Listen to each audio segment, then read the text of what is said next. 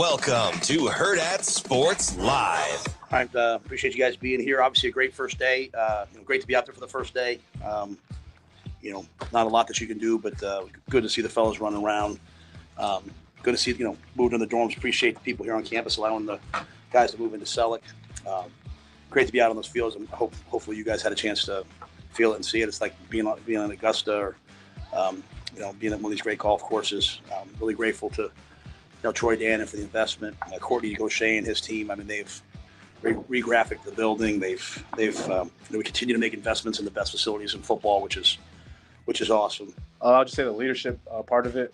Other than that, it's just football, man. Just going out there being a version of myself. But other than that, just being a leader of the group now is the only thing that's really different. Yeah, I mean, this like a big thing going into this fall camp is more player-led, So a lot of it is falling back on, the guys and how we're going to uphold the standards. This is cool. I don't know what to do. Do I make like an opening statement or something? I'll just take questions, I guess. Good morning. Welcome into Hurrdat Sports Live, presented by Centris Federal Credit Union. That's Austin. I'm Ravi here at Hurrdat Sports Bar and Grill. DB's a little under the weather this morning, so Austin Little Mac Miller graciously filling in for us. Weather. I'm not familiar with that game. You're doing your best DB impression already, though. Trying That's to, nice. yeah. What's it like to get a text at like 4:30 in the morning and be like, hey, you got to do a show today? Unique because one, I'm still, I still got to earn my stripes, earn my good graces of DB. So when you are outside with your dog, just sipping a smoothie, staring at the humidity that's rising and thinking about like what your day is going to be, and you go back in the house and you see that your phone has not only a missed call from Damon Benning, you have a missed text message from Damon Benning, you have a missed group text message from Damon Benning, and then you also have a missed text message from Ravi Lulla. You're like, oh, I probably should have brought my phone outside with me. Like that 10-minute window was like a bad window for me. So just right in that one spot, I was like, ooh, already off to not a good look. Because you've been on the opposite side of that, right? Yeah. Like you're desperately trying to get a hold of someone and that person's not picking up. And I understand it's 5:45, but you and DB know me. I'm usually up and doing things at that time. So I can only imagine that DB's like not only feeling sick and bad that he probably can't do the show, but then pounding his fist. He's like, what is he doing? Why can't he text me back? So I felt bad in that. Yeah, I was curious. I was like, man, like I know he usually gets up. I know he usually works out before he comes and works on the show. So I was like, I'm pretty sure he's up. Like, what's going on? And that makes sense. So you got to take care of the dog. I think I got you guys at like 5:55. It wasn't too long after, but it is that every minute gets a little bit longer. It's like dog years, right? Yes. When you're hoping to hear back from someone in that time, that it just takes a little bit longer. 5 minutes feels like an hour, and you're just like, all right. Because at what point did you start to be like, I'm doing this show on my own? Honestly, from the minute DB sent the group text until you replied, I just assumed I was going to do the show by myself. Gotcha. Because I was just like, all right, just mentally get locked in. Because I feel like it's easier to go back to like, oh, Austin's going to be there than it is to get here and be like, oh, I got to do the show by myself. That is fair, yeah. And especially if you convince yourself of the worst, you're going to set yourself up for the best, right? This scenario right here, though, is exactly why I do the rundowns the way I do. There you go. Because then in the worst case scenario, you just unload the clip on old content. Yeah, well, because DB always asks, he goes like, hey, we never get to 10% of the rundown. Why do you still put a huge rundown together? And he thought it was morbid. I go, well, it's my car accident contingency plan. Like if you get in like a fender bender or something on the way over here and it's a last minute thing, there's no fill in, then I'm ready to go. Yeah. Right. And he's like, well, that's kind of morbid. Like you're thinking about me getting, I was like, I don't know. Like I'm a risk analyst by trade. Yeah. Like that's just kind of what I do.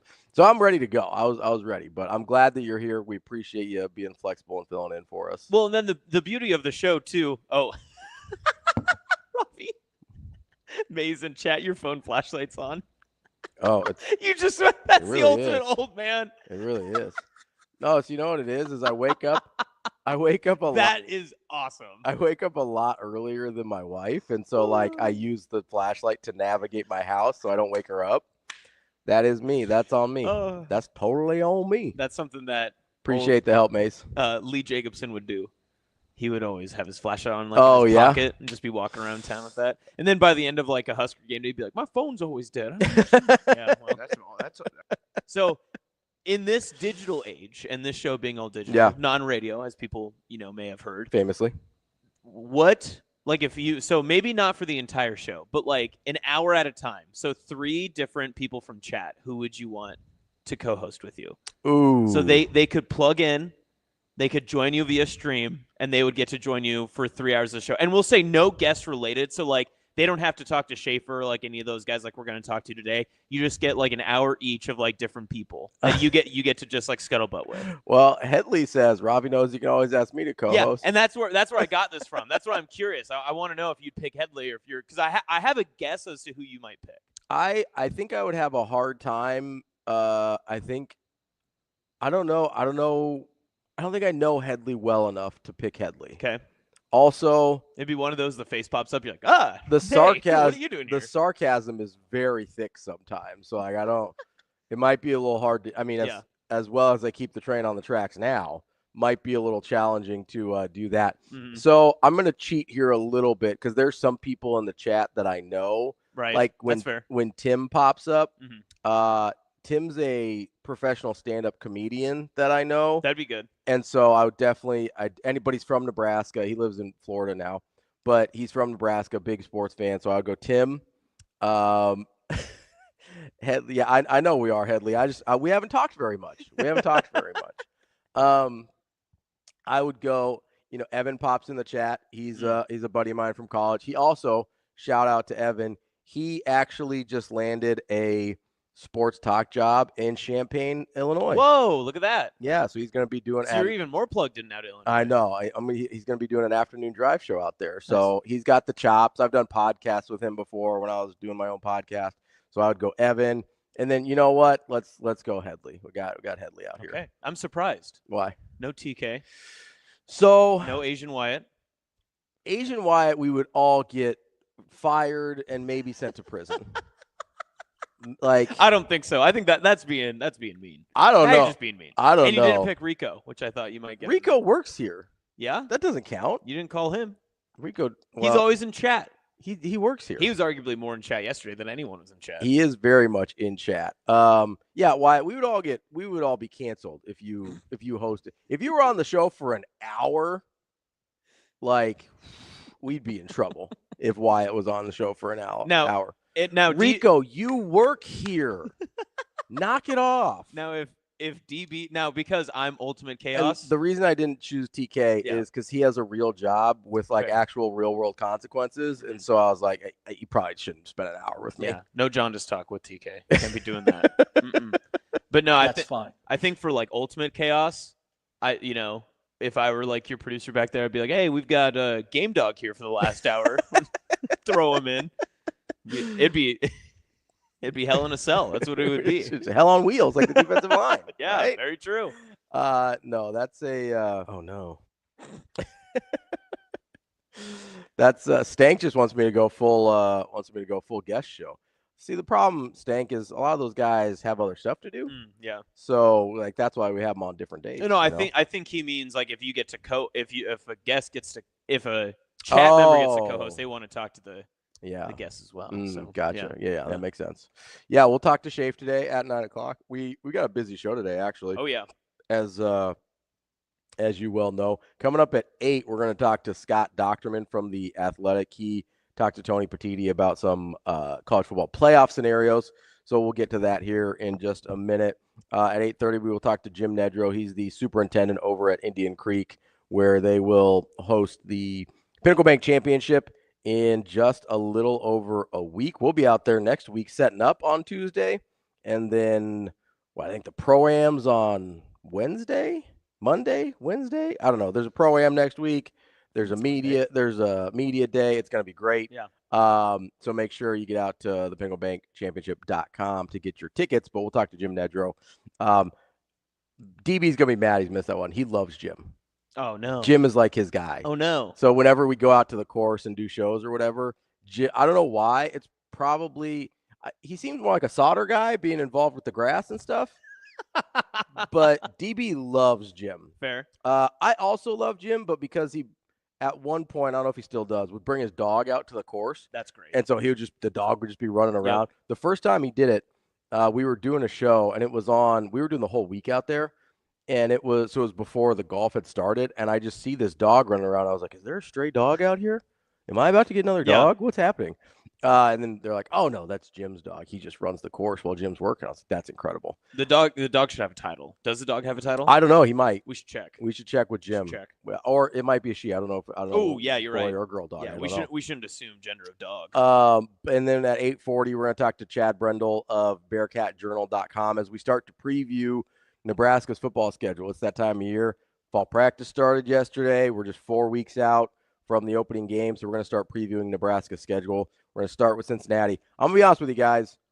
It might be pretty challenging to find Akron and Houston Christian people to talk about the team. I've actually got a Houston Christian guy. Do you have a Houston Christian guy? Yeah. Okay, you connect with Shane then to get a Houston Christian guy, because it is an uphill battle to get some of these bye game schools. Little shoot-around action from last year. Oh, there you go. Does he do football too? I don't know, but he might know a guy. Maybe he'll direct me. He might know a guy. Maybe he'll just talk basketball. Let's hoop it up. Love to see it. I love the state of Nebraska keeping that athletic department in business. And then at 9, we'll talk to Mike Schaefer from Husker 24/7. It'll be a good show today as we kick off fall practice here in Nebraska. We got to hear from Matt Rhule yesterday. Heard from a few players. Austin, as you're like listening to this stuff, I know you're kind of putting your producer hat on yesterday while you're going through it. Yeah. I'm curious how you process sort of when Rhule's talking, because DB and I obviously kind of view the way he says things and what he says through a certain lens. Right. Like, we feel like he's a very philosophical coach, and we tend to appreciate that about him. But I'm always wondering how other people process the things he says. Like, as you're going out there and he says things like better people make better Huskers, and talking about technical aspects versus tactical aspects. Like, how do you process that kind of in real time while you're listening to Rhule talk? Well, what's funny is I actually, when I was re-listening back to it this morning getting ready, I actually wanted to ask you the same question. Inversely, because I feel like we're on different planes of hearing this, because this is now the third summer, the third August, close to August, that we have heard these type of comments. And what I've come to realize that I've come from Rhule, and people notoriously know that I am a Carolina Panther fan as well. So I was already like arm length away from Matt Rhule when he first came to Nebraska. Yeah. But then over time, bought into his process just through listening to him regularly, being, part of the media, trying to gather what he does. I thought that very first year, that very first summer, and especially last year, just because of the notoriety that he picked up, all of the different media that we acquired from Nebraska, whether it was Chasing 3, him on podcasts, him going about and touting about Nebraska football, it came across as partly, for me personally, a bit eye-rolling and a bit of, I almost felt like it was like him like venting frustration and complaints at different times. But now, in year 3, that we've heard kind of the same types of content, the same types of speeches, the same type of message over and over again, it does sound like now that people have bought into what he has been saying from the first day. He's never changed that tone. He's never had to adjust what he's said. And he's never had to say, hey, we're actually like changing this now because it didn't work. And it was little things like the single digit numbers, right? So the very beginning, when the single digits were introduced, people thought it was the end of the black shirts, and people thought it was the end of these traditions and all this other stuff. And Rhule just came in and said, no, this is just a philosophy of our program. It's a philosophy of our system and how we want to do stuff. I remember being at a radio station in Kearney and reporting on that and doing a sportscast and just saying, I mean, what kind of a big deal is this really? Like, what does this really matter? And of course, that first year, notoriously, Jeff Sims was one of them. And, Famously, you got a couple of other single digits in there that I'm sure people were like, okay, sure.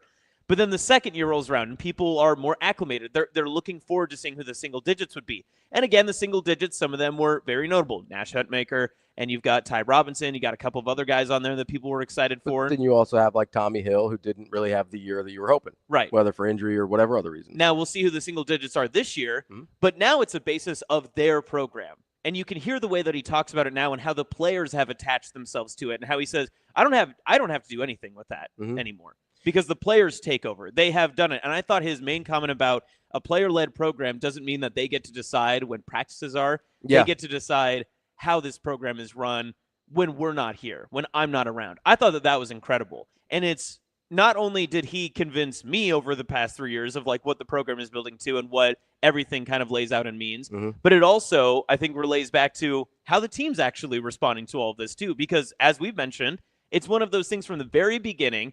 He had to get people to buy out of old philosophies and old programs to buy into his new one.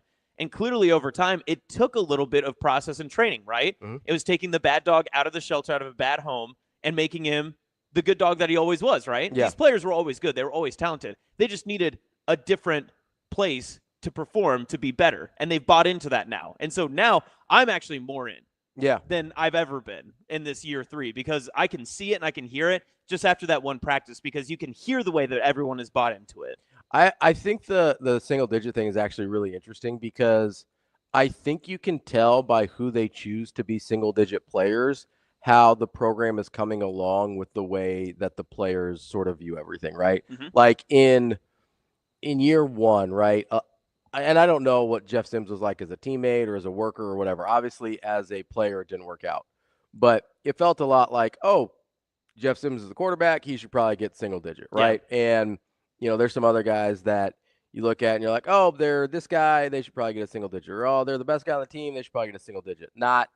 And I think as you progress through year 1, 2, and 3, it's going to start to reflect more the values of the program and less the talent of the player. Yeah. Now, if those overlap, that's awesome, right? Like, I've been really curious what's going to happen if Dylan Raiola gets voted a single-digit number because he's, like, very famously, like, number 15. Yeah. And, you know, I think that's on, like, his NIL stuff and whatever. So it's going to be really interesting if he gets voted, and it's like, what does he do? Well, I think he can decline the single digit, but yeah. I know, but I actually. But you're right. It's the philosophy of like, you want me to represent this, but so also will I do it? Well, that's the other thing is, right? Like, I think it would say a lot, and not that I even think it's a bad thing if you were to decline the single digit number, but because I think last year, like Jamari Butler got voted one, but and he wore it for part of the year, and then but he just switched felt, and Schaefer's took it. Yeah, he just felt more comfortable in a different number, so he went back, and that's fine.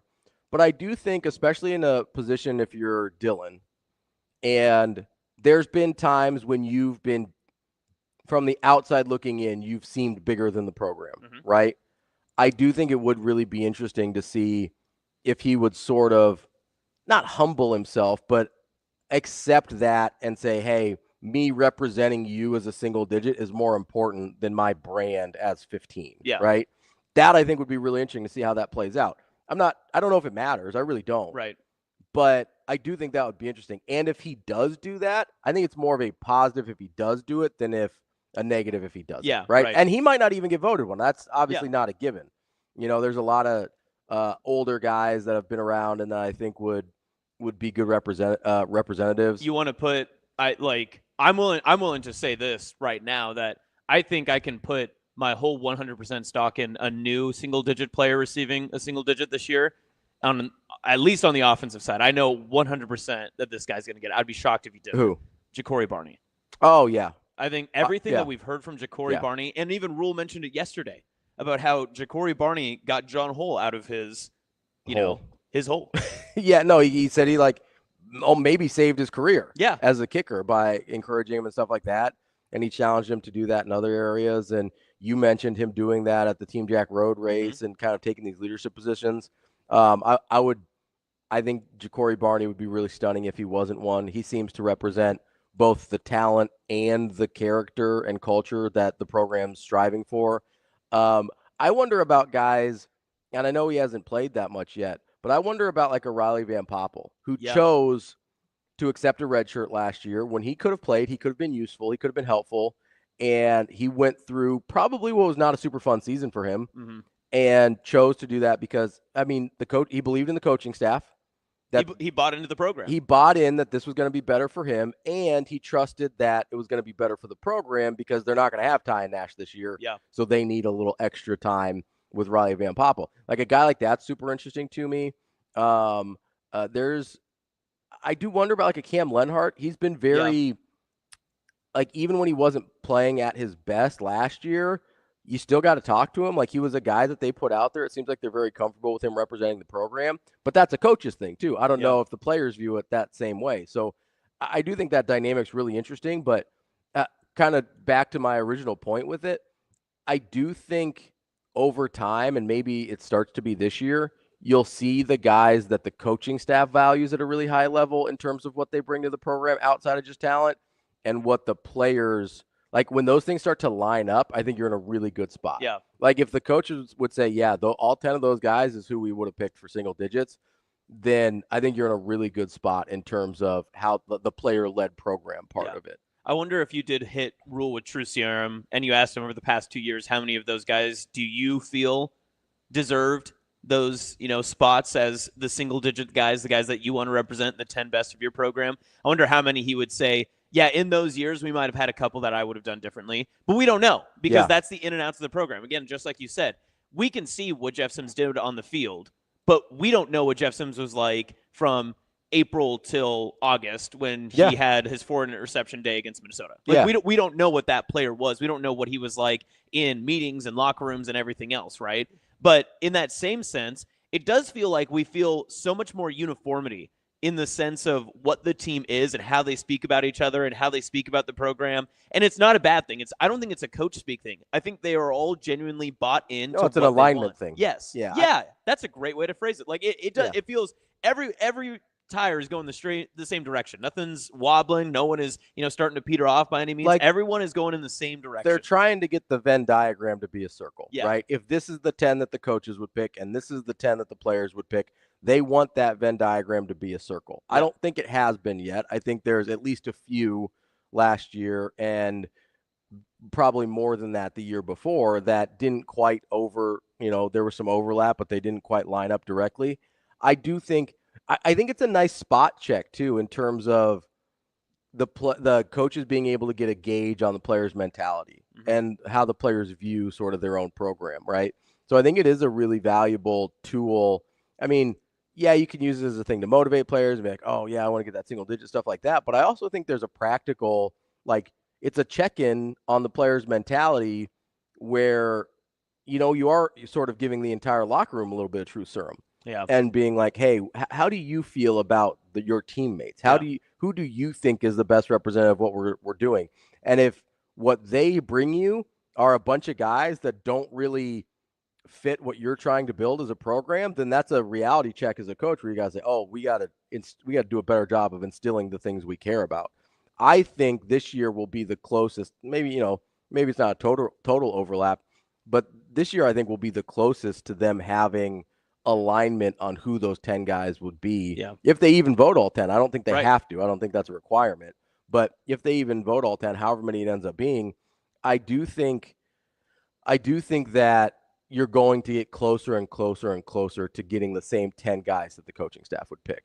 And I think that's actually really important. So I know that the single digit number things does kind of cause some people to eye roll like it did with you, and you're just like, okay, who cares? Right, whatever. And that was just a year one thing. So it was like, okay, so, because I wasn't bought in at the time. Yeah. That was the other part, too. And I'm sure, just like you said, the Venn diagram thing, there had to have been people on that team, 2023, that heard about the single-digit stuff, and they're like, okay, let's just get out there and practice, coach. Let's not have to worry about that sort of stuff. Yeah.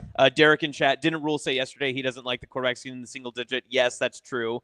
So maybe not necessarily, but I don't, again, like you had said, I don't think if the entire team was like, no, Dylan is one of our 10 guys that represents this program, that represents who we are, then they're going to vote for him. Yeah, that's the thing is he also said very much that he is not going to interfere with the voting process. Yeah. So if the players vote for Dylan, Dylan's going to get one, right? Yeah. I would bet on Heinrich getting one. I think I'd bet on Harburg getting one. A single digit number. Yeah.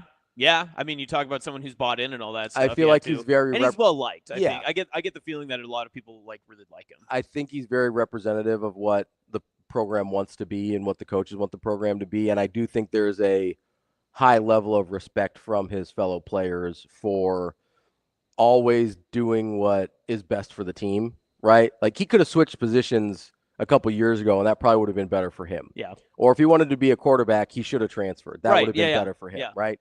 But he's a guy that's like, hey, no, I'm a Husker. Like I'm going to be a Husker.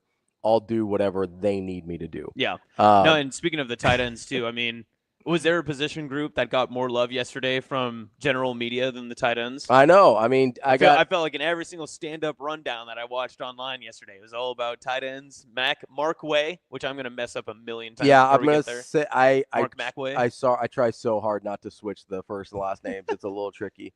No, I mean, if DB was here this morning, I think he'd be doing victory laps around the bar 100%. here because he's been saying this, I think, since before spring. Because people were freaking out about Borkacher leaving. Yep. Right? And Borkacher's a really good player. I would not surprise me if Borkacher makes money playing football at some point. I think he's a really good player. I think that that's when DB started being like, hey, like that's a really good room. And I think part of it was a Satterfield thing because he likes Satterfield and he does think Satterfield's a good coach, even if he wasn't the right fit at OC. And obviously Dana's an upgrade over almost anybody at OC, so that's a positive there.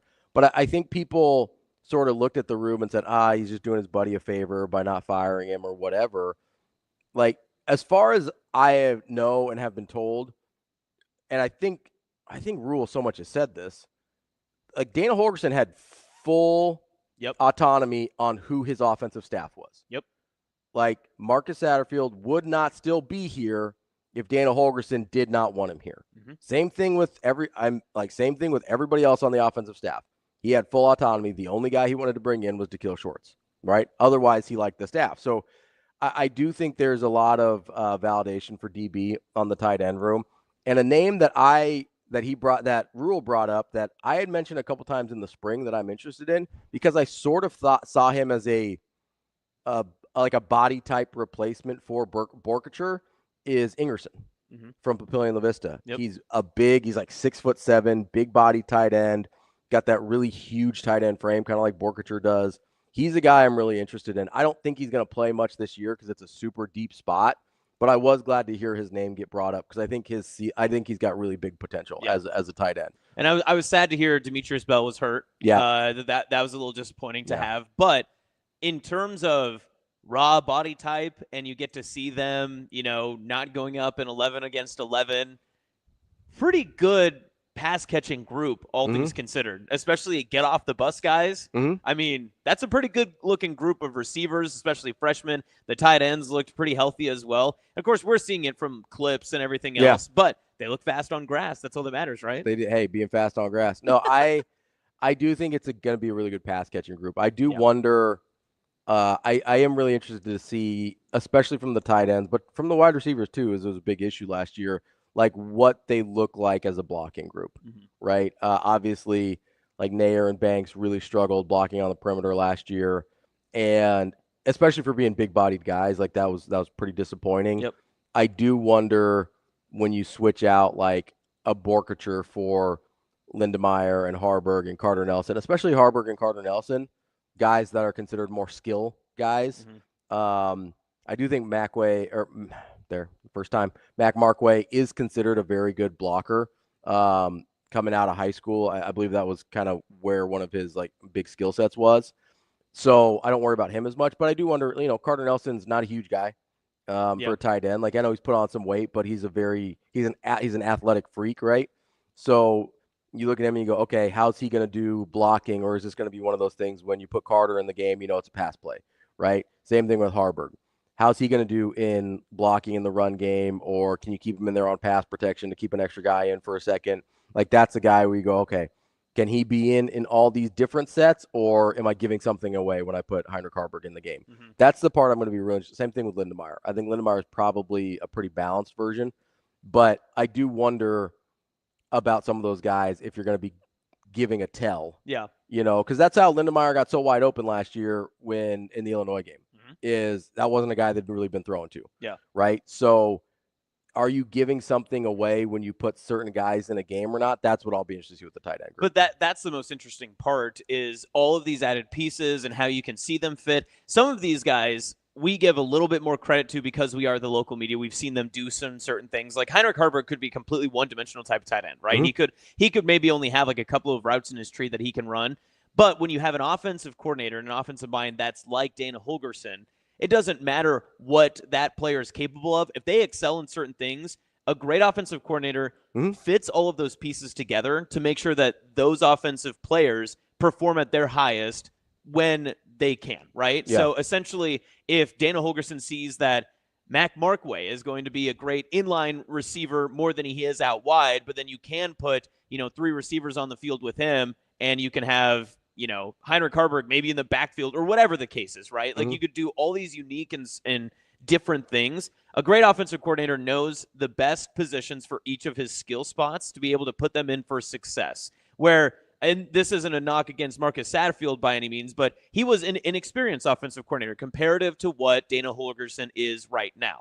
And so Holgerson's ability to be able to see the field in different ways and see where he can move different pieces around right now in practices, I think is going to be so beneficial, because now you can look at your quarterback and say, you've got these 2 receivers on your right and these 2 different type of receivers on your left, pass catchers, however you want to define them. And you can tell them, all right, you can tell your quarterback, we've got these layers of route concepts, these guys that are going to excel on a deep fly and out. He's got a route breaker. He's got a zone buster. He's got this sort of stuff. And you can let your cognitive ability at quarterback determine and dictate where you can have success in the passing game from there on. And I think that that's really huge, because one thing we've heard about Dylan is that he's very cerebral. He can get through. I mean, we've talked about it plenty of times in the past 2 weeks about his completion percentage and how impressive it is compared to other true freshman quarterback that started last year. So if he can use that sense and Dana Holgerson can implement where the talent needs to go, it's going to be a recipe for ultimate success, as it should be. Yeah. Yeah, I do think it'll be interesting to see how Dana Holgerson uses all the weapons, right? Because I do think there's a bunch of guys that you can line up in different spots that you can kind of put all over the field and have success with doing different things. I mean, whether it's Harburg and Carter Nelson, whether it's like Janarin Bonner in the wide receiver room, who's a bigger bodied guy, whether it's like Ja'Cory Barney and Cortez Mills that are really good with the ball in their hands, whether it's Isaiah Mosey, who was a wide receiver, now he's a running back. Obviously, you can do a lot of different things with him. Like I'm really interested to see what that looks like when you've got so many guys that have like positional versatility. I know it's a thing he hasn't really talked about as much this year, but in the first couple of years, Coach Rhule talked a lot about like positionless football and things like that with your skill position players. I think they actually have a group that has a lot of potential to be able to do that with lining guys up all over the field in different spots. And that's one of the things that, I, for whatever reason, am a big Gus Malzahn fan in terms of his play calling and things like that.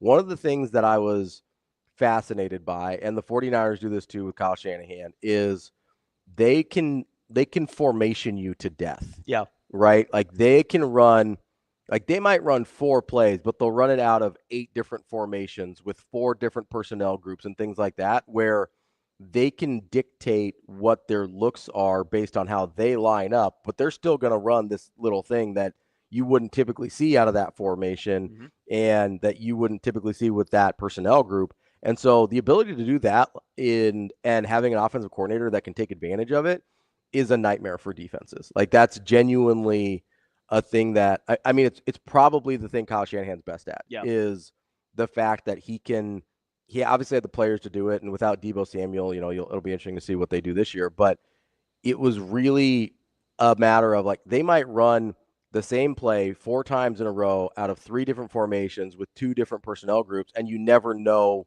what it's going to look like because your cues on defense dictate that you line up a certain way or you cover a certain guy or that you check to a certain call.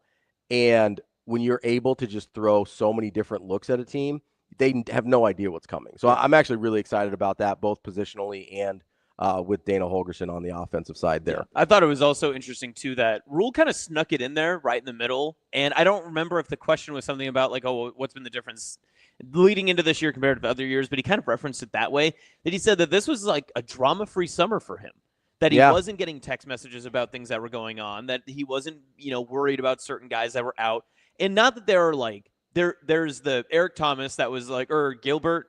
Yeah, Eric Gilbert, the tight end. So there was that one obvious situation that happened his first year. But other than that, I don't recall that there being a lot of headaches or issues or other things that happened through the offseason other than him bringing it up and, discussing his own team and that sort of stuff when he would be on traveling and trips and stuff. But related to the team, I don't remember.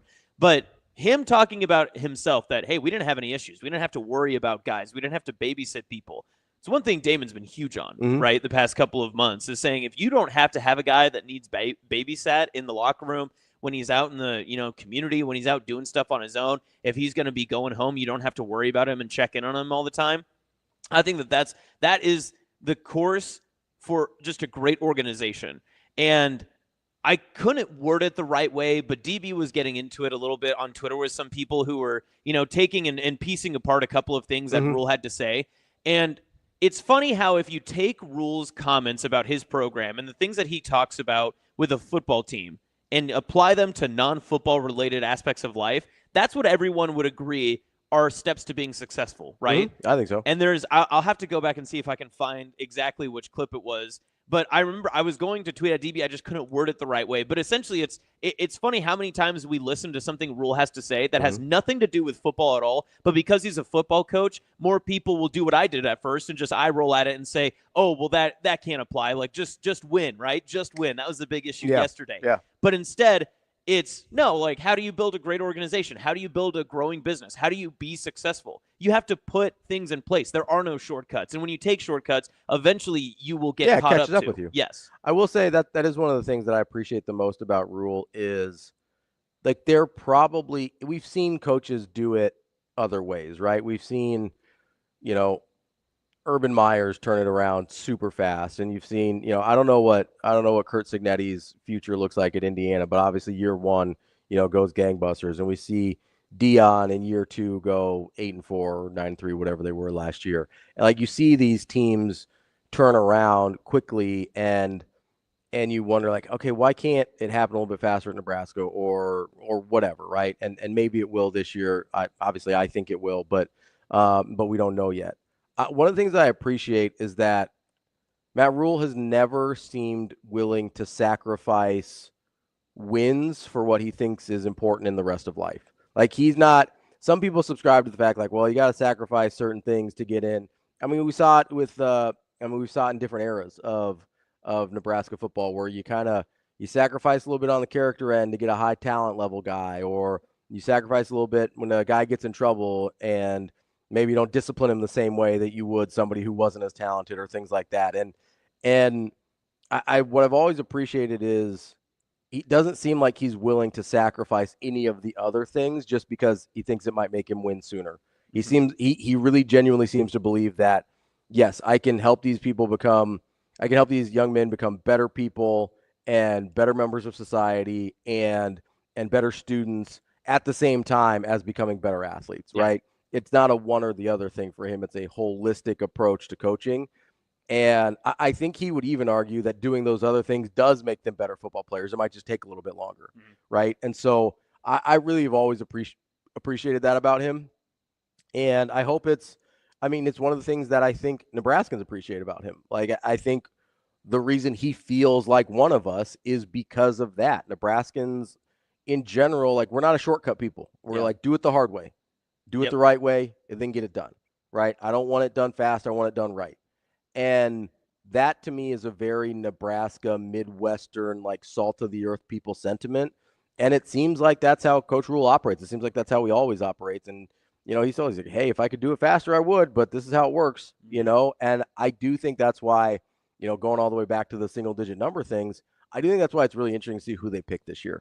Because I feel like we'll learn a lot about the types of players that the players pick, and if that lines up with who we imagine the coaches would pick.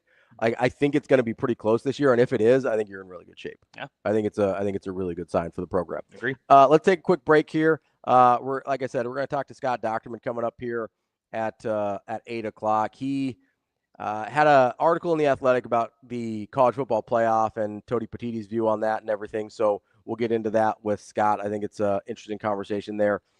Tim, we'll get into David Hofkin here in just a minute.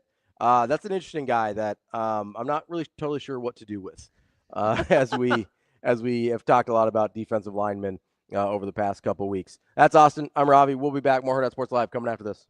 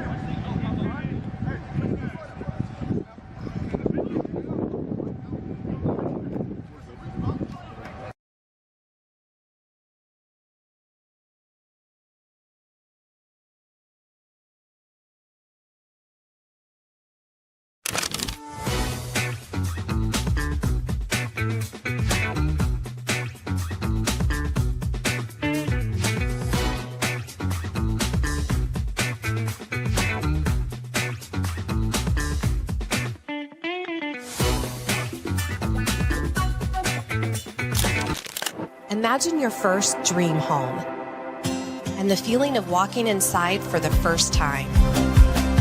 With Centrist Federal Credit Union's First Time Home Buyers program, you are at the doorstep of bringing your vision to life.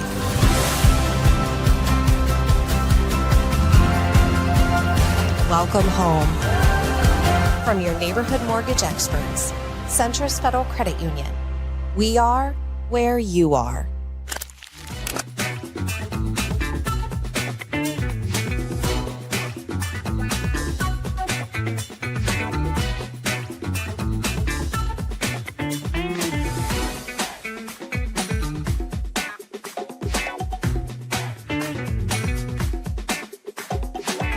Told the guys exactly what we want. You know, it's a 6-day ramp-up acclimation period with a 7th day of rest.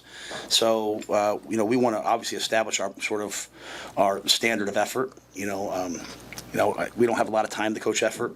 We have a good enough. One of the reasons why you don't have to coach is when you have a lot of depth, a lot of competition. You know, if you don't want to play hard, then so be it. We want to reward the guys who know what they're doing. You know, so assignment knowledge. So a lot of testing in the meetings. A lot of, hey, how much did you work? You know, over the summer. How well do you know what you're supposed to do?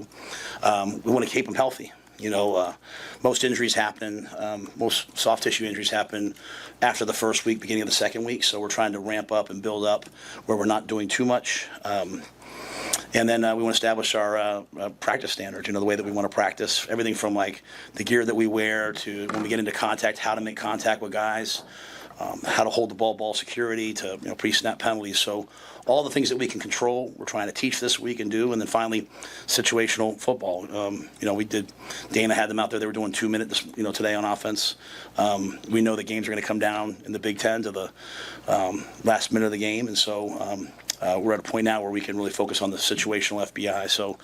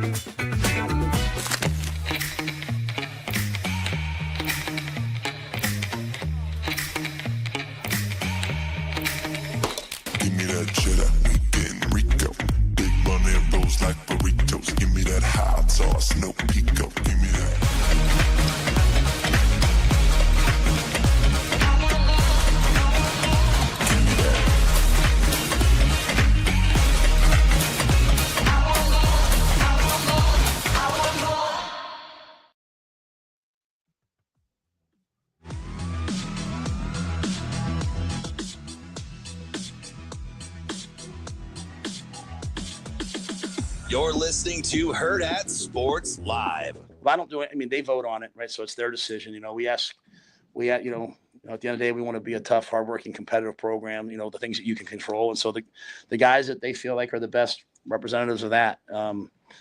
But, you know, at the end of the day, they have to make those decisions, you know. Now, I mean, over the years, I've never really loved when my quarterback gets that. You know, it was just, I always like it when it's a physical, competitive, you know, position. You know, unfortunately, our O-lineman obviously can't get it. But, you know, it's just a way to, you know, kind of say, hey, this is, you know, when we think about what we want Husker football to look like, these are great representatives of it. And so, but yeah, I don't get involved. I don't vote. I don't mess with the vote. I don't just steer the vote. I let them pick. Welcome back, Hurrdat Sports Live. That's Austin. I'm Ravi here at Hurrdat Sports Bar and Grill. Don't forget, if you're on the road this morning, make sure you fasten that seatbelt and make it click. It prevents injuries and saves lives. This message from the NDOT Highway Safety Office.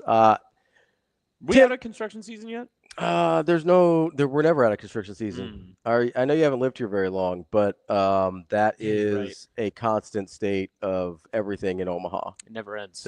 It's always construction season, just like it's always football season. Fair. Here in Nebraska. It is 100% of the time. I forgot that you haven't been here very long and didn't know that. No, I'm used to the interstate being under, like, you know, adjustment and construction, but I think they're close to it. See, we're getting close. Shane believes, because they cleared off a lot of the extra buildings and all that kind of stuff that was out there. So I think they're getting within a.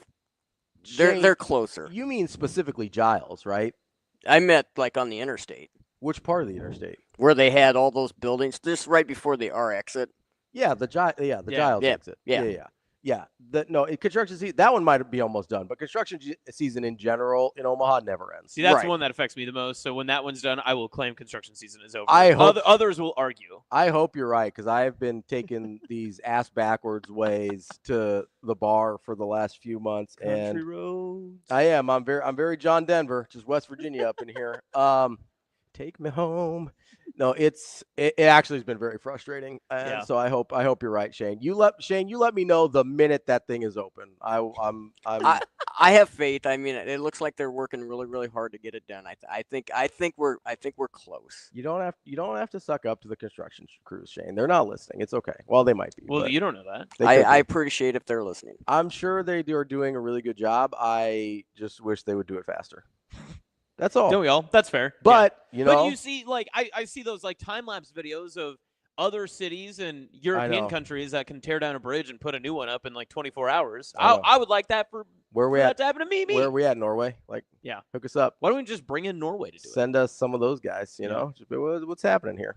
Yeah. Let's get this. We'll get this. And I don't want to steal jobs. I just want them to tell us how they do it. I want them to come in. Well, I don't think they're working on the bridges out there anymore. I think they're done with that. I think it looks like it's just interstate work. So when it's just that, you know that there's usually just a time period for it. It's not necessarily something that's going to take forever. I hope not. I've been driving through neighborhoods and golf courses and all sorts of stuff trying to get here the last few months. So. You leave early enough in the morning, you can do any type of traffic you want. I know. I hate it though. You know, I'm used to it taking me an exact amount of time to get here, and I have not adjusted. You never did any backroad cruising when you were like in high school when you were bored? No, there's stuff to do in Omaha. We didn't do that as much. That was mean. There's no need for that. No need for that. What, you never went into the Walmart ball pit because you were just looking for something to do? The Walmart? No. Yeah. You remember they used to have those big like ball pits with all like the footballs and like the beach balls and stuff? Yeah, and yeah. you could climb it and then dive in. I mean, you weren't supposed to, but you could do it. I don't think you're supposed to climb those. No. It was either that or dig through the $5 DVD bin. We did do a lot of DVD digging. I think people forget how fun DVD digging was. It was. It was a good time. Get the $5 bin, be like, oh, what do we got in here? Oh, Wedding Crashers, nice. Yeah. It was every single version of American Pie. Yes. Will my parents find out if I have this? Every single version of American Pie, all the sequels to every horror movie ever. Yes. Always in there. And then the offshoot of like a good movie. Yeah. So it was never like Ocean's 11. It was like Lakes 12. You're like, great, sweet. I don't think Lakes 12 is a real movie. You don't know that? I don't think. Maybe it's a Sydney special. I do feel like that a lot of like Daniel Lake. A lot of like comedy. It's Daniel Lake. Daniel Lake. No, I do think they had I feel like they always had a lot of comedies in there too. So you get like all the like Chris Farley and Adam Sandler movies and like. And then they'd have like Will the Ferrell 3-pack movies. DVDs. Yeah. Where it'd be like the Will Ferrell special. Yeah, I have like those. Step Brothers and Talladega Nights, and then they'd throw in like the not necessarily a premiere, like they'd be like Stranger Than Fiction. Like, okay. Honestly, one of his best movies. I love Stranger Than Fiction. It's an incredible movie. But when you're going through the 3-pack bin, you're like, man, I don't know. I don't know if I want those three. It was. I mean, it'd be like, okay, we've got Happy Gilmore, Billy Madison, and Little Nicky. Yeah. You're like, Do I really want this for Little Nicky? I mean, I would pay $10 for the other two, but then people will think that I chose to own Little Nicky. Yes.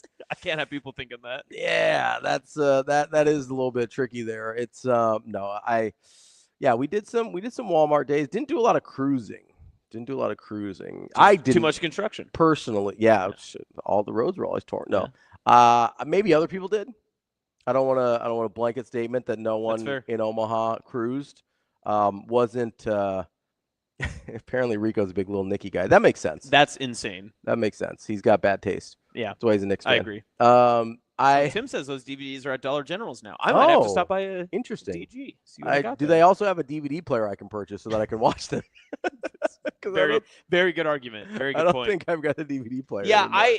I have so many DVDs that I still have, and I don't know what to do with them. I've got them in my storage unit. I wish I could make my own streaming service of all the DVDs I own, that I could just upload them. They could download onto my, like Austin's, Austin.com. You could, like, You can digitize DVDs. I think you can pay somebody to do that. That sounds illegal. No, there's like a service. Well, it might not be legal. I don't know, but I'm pretty sure you can do it. If you like have a hard drive, just put them on a like a little server. You got your little Austin Flicks server. Yeah. Yeah, there you go. Then the police come busting down my door. I mean, you've already purchased the movie. If you're not allowing other people to watch it, I don't think they care. Okay. Like as long as you're not uploading it to like Austin's Napster or whatever. Yes, Napster, something I'm very familiar with. Yeah. Shut up. Sorry, I wasn't around when the internet was just born. My bad. You're a child. You make fun of my back roads, I'll come for you. James, you get a visit from the FBI with little Nicky. Yeah, just for owning it. Not even about digitizing it, just for owning it. Rico, I'd watch Lakes 13. Lakes 12 is trash. Facts. I mean, that's kind of how the Ocean movies go too. Whoa! Ocean's 13 is better than Ocean's 12.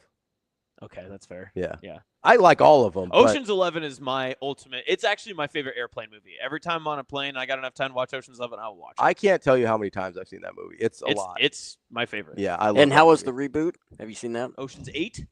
Yeah. I did see it once. It was okay. It was fine. Yeah.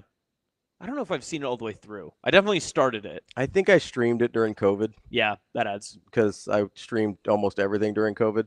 No, I saw it once. It was fine. Rico, rip off. It's fine.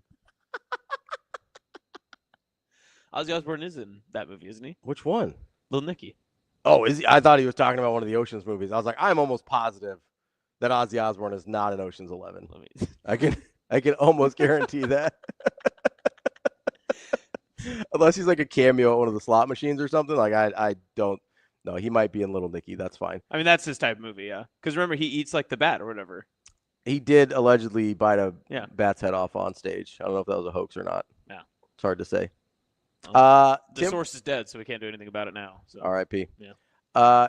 Tim wanted to talk about David Hopkin, who is a very large human being. He plays defensive line for Nebraska. So he's listed at 6'7", 285 now. It's about 30 pounds more than he was last year. I think he came in about 255. I don't know what to do with him just because all of my thinking about the defensive line has not really included him because we hadn't really heard much about him. Didn't know if he was going to be ready. I know they think he's just a freak athletically, and his size would definitely kind of lend itself to that based on how it seems like he can move. I don't know if this is the year he'll play. I think they've got quite a bit of depth on the defensive line. I'm just not sure. He's kind of like in an Eric Ingerson spot for me where it's like, hey, I might really like this guy. I don't know if he's going to play this year just because of what's ahead of him. Yeah, and it is one of those things that if you can rely on traits and you bring in athleticism and someone that has all of the XYZ, that then you can teach them the technique and you can teach them intangibles. You'll throw a bone a lot to those guys just to give a chance because potential is high. You might as well. And again, it's what we were talking about in the previous segment as well, where if someone's going to come in and knows that it's going to be a process, that they're not just going to be handed something that they have a lot to learn and a lot to work on, and they're comfortable with that process, you should take a flyer on someone like that. And I thought it was also interesting, too, how Rhule had talked a little bit about, it was tough for him to decide which guys were kind of on that fringe of the roster, and he was glad that he didn't have to make those tough decisions either. And it was good to hear that, everything that we had talked about a year ago when the 105 was brought up and it was, such a significant part of the upcoming offseason, who's going to be on it and how are you going to make these decisions? A lot of those guys, the decisions were already being made just because of some of those guys that were already on the fringe or guys that were already one step out of the program wanted to be out or were willing to say, hey, this isn't for me. This isn't my kind of place, whatever the case is. But for a guy like Hefkin, you never know because if he's willing to buy into that type process and Rhule's willing to keep someone like that on the roster and say, hey, we think that you have ultimate potential because of everything that is you as a person, B, your mentality, and C, your physical traits. We can take the time to develop you because if you develop into the player that you could be, you're going to be a heck of a player for us. I also don't know what to do with, he's older. He came in older, so I don't really know what to do with that. Maybe physically he's ready to play faster than some of these other guys. So I don't know. On one hand, it wouldn't stun me if he ends up playing some this year. On the other, I look at the depth at sort of those positions and go, I don't know who he plays ahead of, right? So that's kind of where I'm at with him. I am excited that I hope he sticks around for at least another couple years, right? So because he's technically only a redshirt freshman, even though I think he's 22. I am excited just to see what he can turn into because I do think there's a lot there. Yeah. I don't know if it's going to be this year. Maybe on special teams. Maybe he's one of those guys that that Mike Eckler's going to be able to use as one of those special teams freaks that they're looking for. And we got a punter that can go right and left. Kick with both feet. He can run. He can throw. A lot of things that Rhule had to say yesterday were some of those. Oh, duh! But it's the first time you've heard a coach say it. Yeah. You go, huh.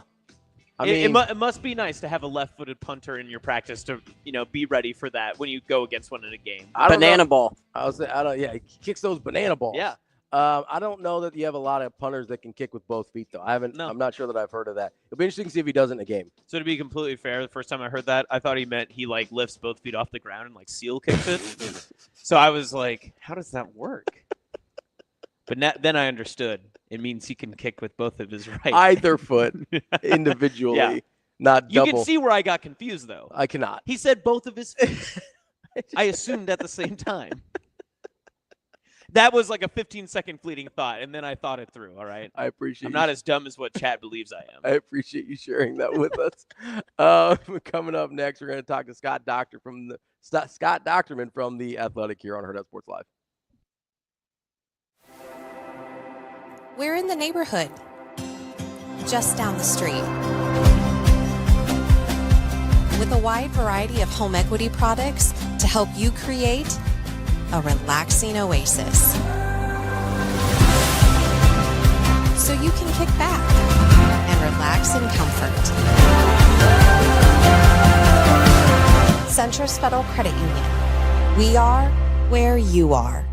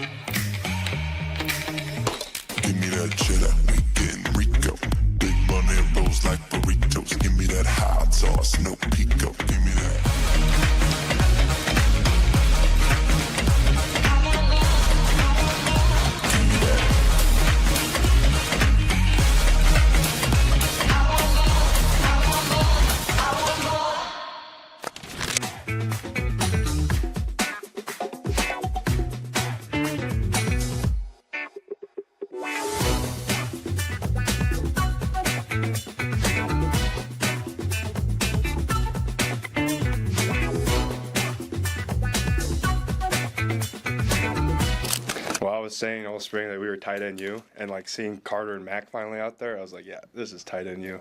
We got guys everywhere. It's exciting. Does your perception on the ring change a little bit after today when you see him out there running around in the field a little bit? Yeah, like I was kind of joking, like it was nice having him back because during routes on air, I'd be gassed just having to do a route, come back, do another route. But now we got enough guys to rotate through, and now I can just kind of take a step back and help the younger guys too and coach them up a little bit more. What's it like working with Coach Holderson? It's really detail focused, and working on the same play over and over again and really mastering it. And sometimes it can get boring, but he just keeps saying, do not get tired of doing the routine play. And it's just helping us master it and not going into a game week being nervous about the play call, because we're just so used to doing it over and over again that it's just engraved in our brain that we don't have to worry about it.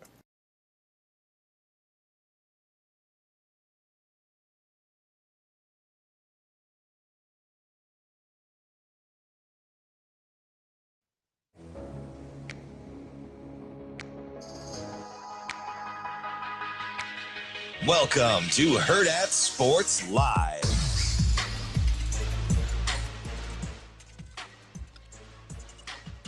Welcome back, Hurrdat Sports Live, presented by Central Federal Credit Union. That's awesome. I'm Ravi here at Hurrdat Sports Bar and Grill. Don't forget, on Tuesdays, kids eat free with the purchase of an adult entree. Make sure you get out here to La Vista or Gretna to get kids eat free. Joining us now is Scott Dochterman from The Athletic. Scott, how are you this morning? Hey, I'm good. How's it going today? It's going well. I wanted to talk to you this morning because of this story that you wrote sort of about Tony Petitti and the Big Ten's view on the college football playoff. I've been very nervous, if I'm being honest with you, about a 5+11 model where you leave too much up into the committee's hands, because I'm a big proponent that a lot of the SEC's strength is more perceived than reality. I think they're very good at the top, much like the Big Ten. And then I think the middle can be a mess, again, much like the Big Ten. Is that, as you were talking to people for this story and figuring out why the Big Ten landed on this particular model? I know fairness was a big consideration, but was eliminating the decision-making of a committee part of that, part of what is so appealing about the automatic qualifier model as well?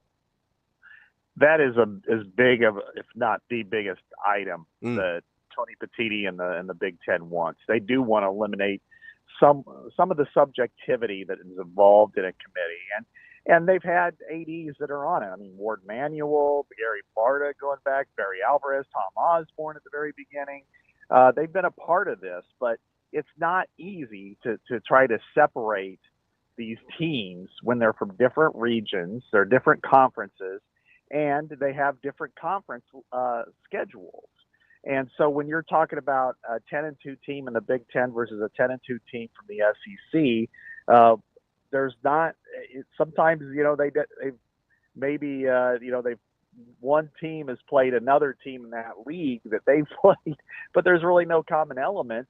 It's hard to really determine who's doing what. So they figure if each of those conferences, which are clearly the best two, which clearly have the over, and I kind of went through the numbers here over the last 11 years, the Big Ten and SEC had by far the most teams that are under their current alignment that would have qualified for the 16-team playoff.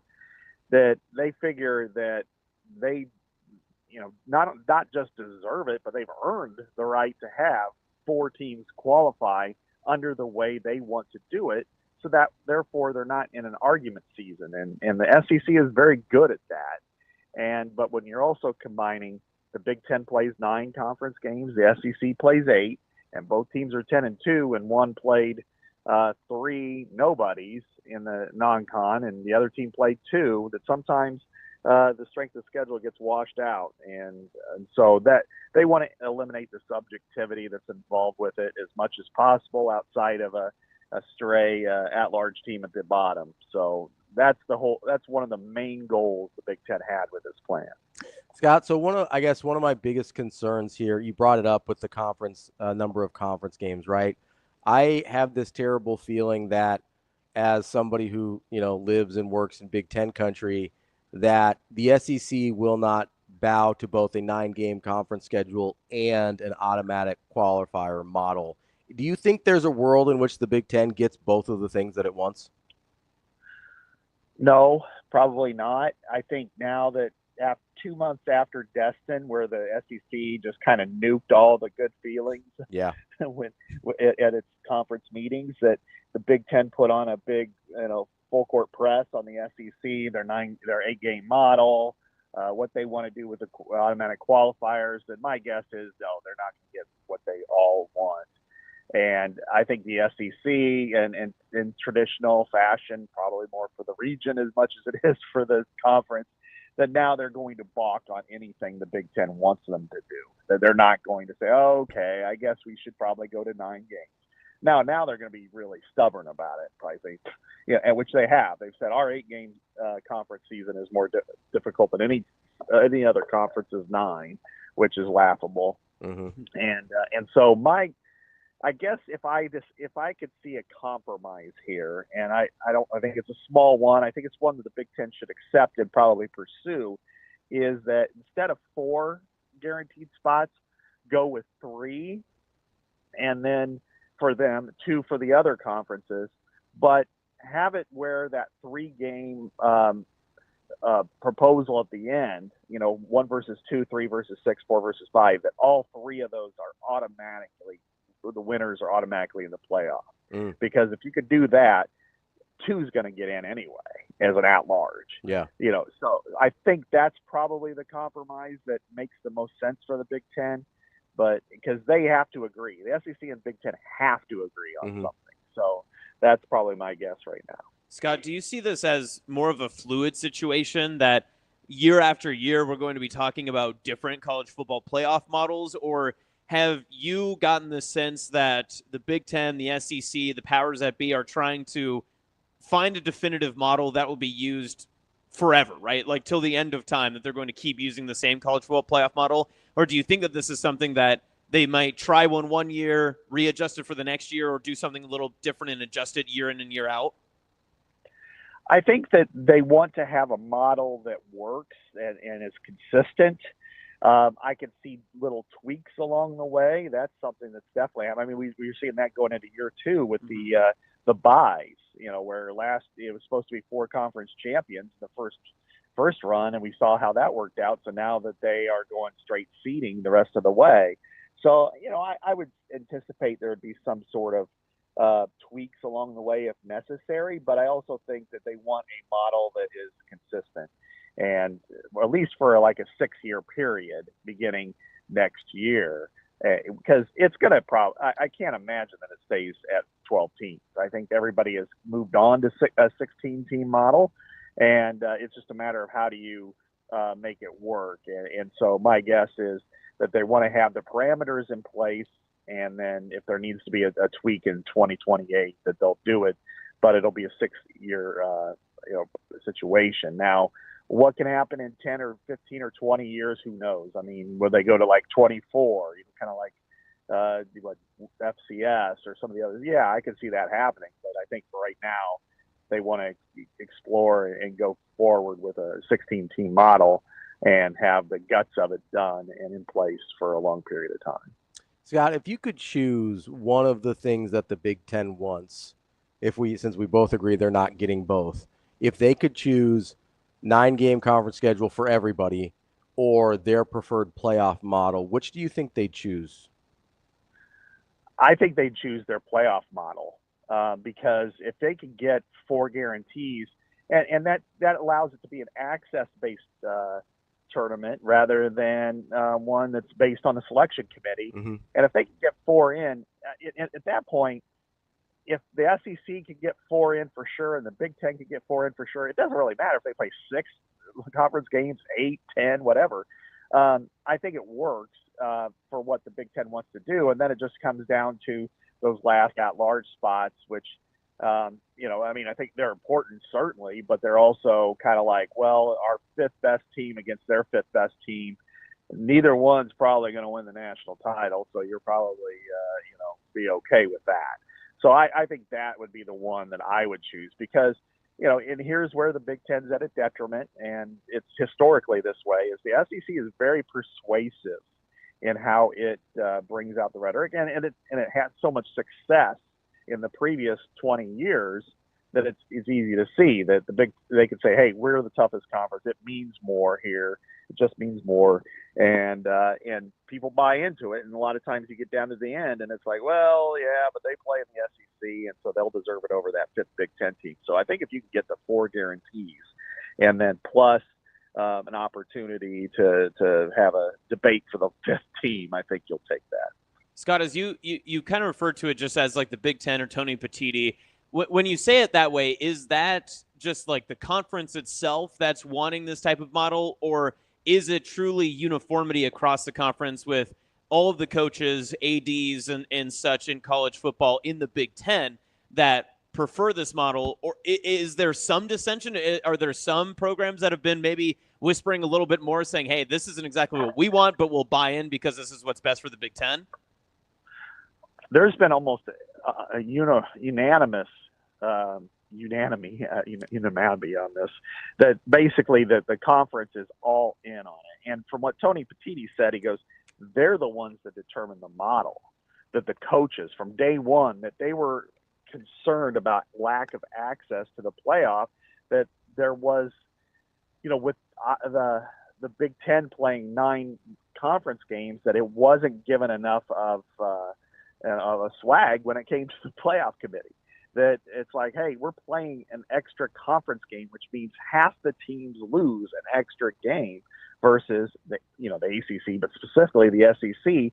And if there's one incident that really stands out, or one era, it's the 2017 and 18 seasons, where it was a 4-team model, but Ohio State lost 1 conference game.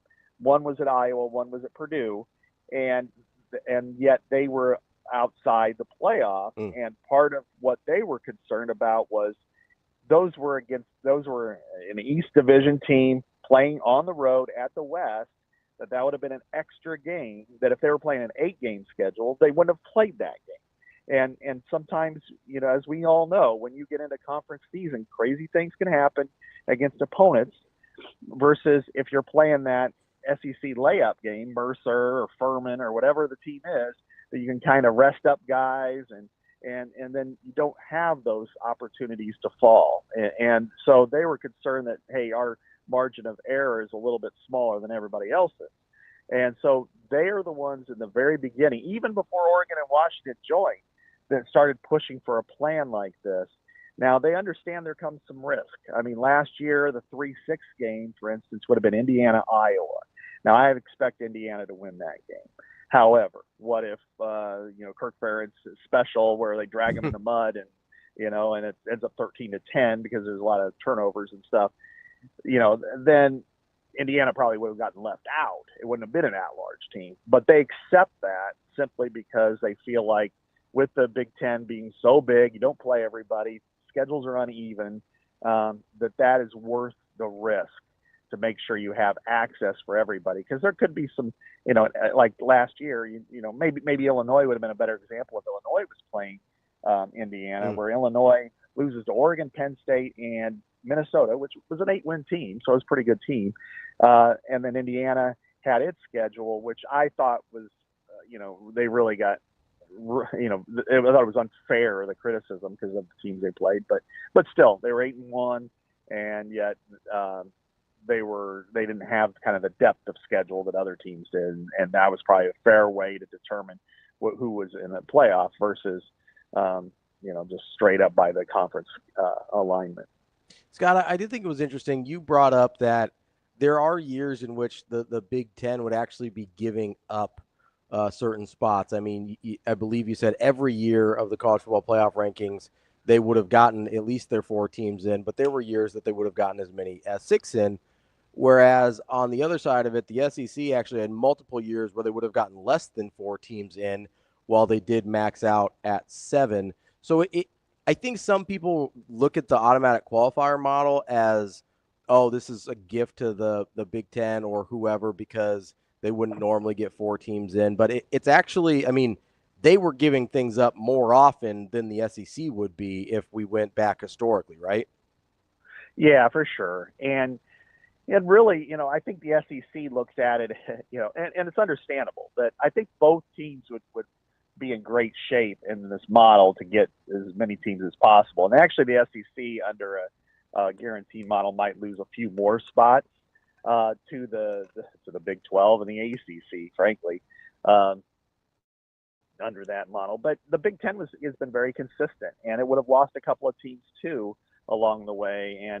But the problem has been the messaging. I think the problem for the Big 10 is when the SEC meetings took place, and Lord knows I tried to talk to them about this. And I said that right after that, they needed to come out and start talking, and they needed to explain what the model is, why it's good for college football, everybody, not just the Big 10. And instead, they chose silence. They figured, well, let's just handle this in the background.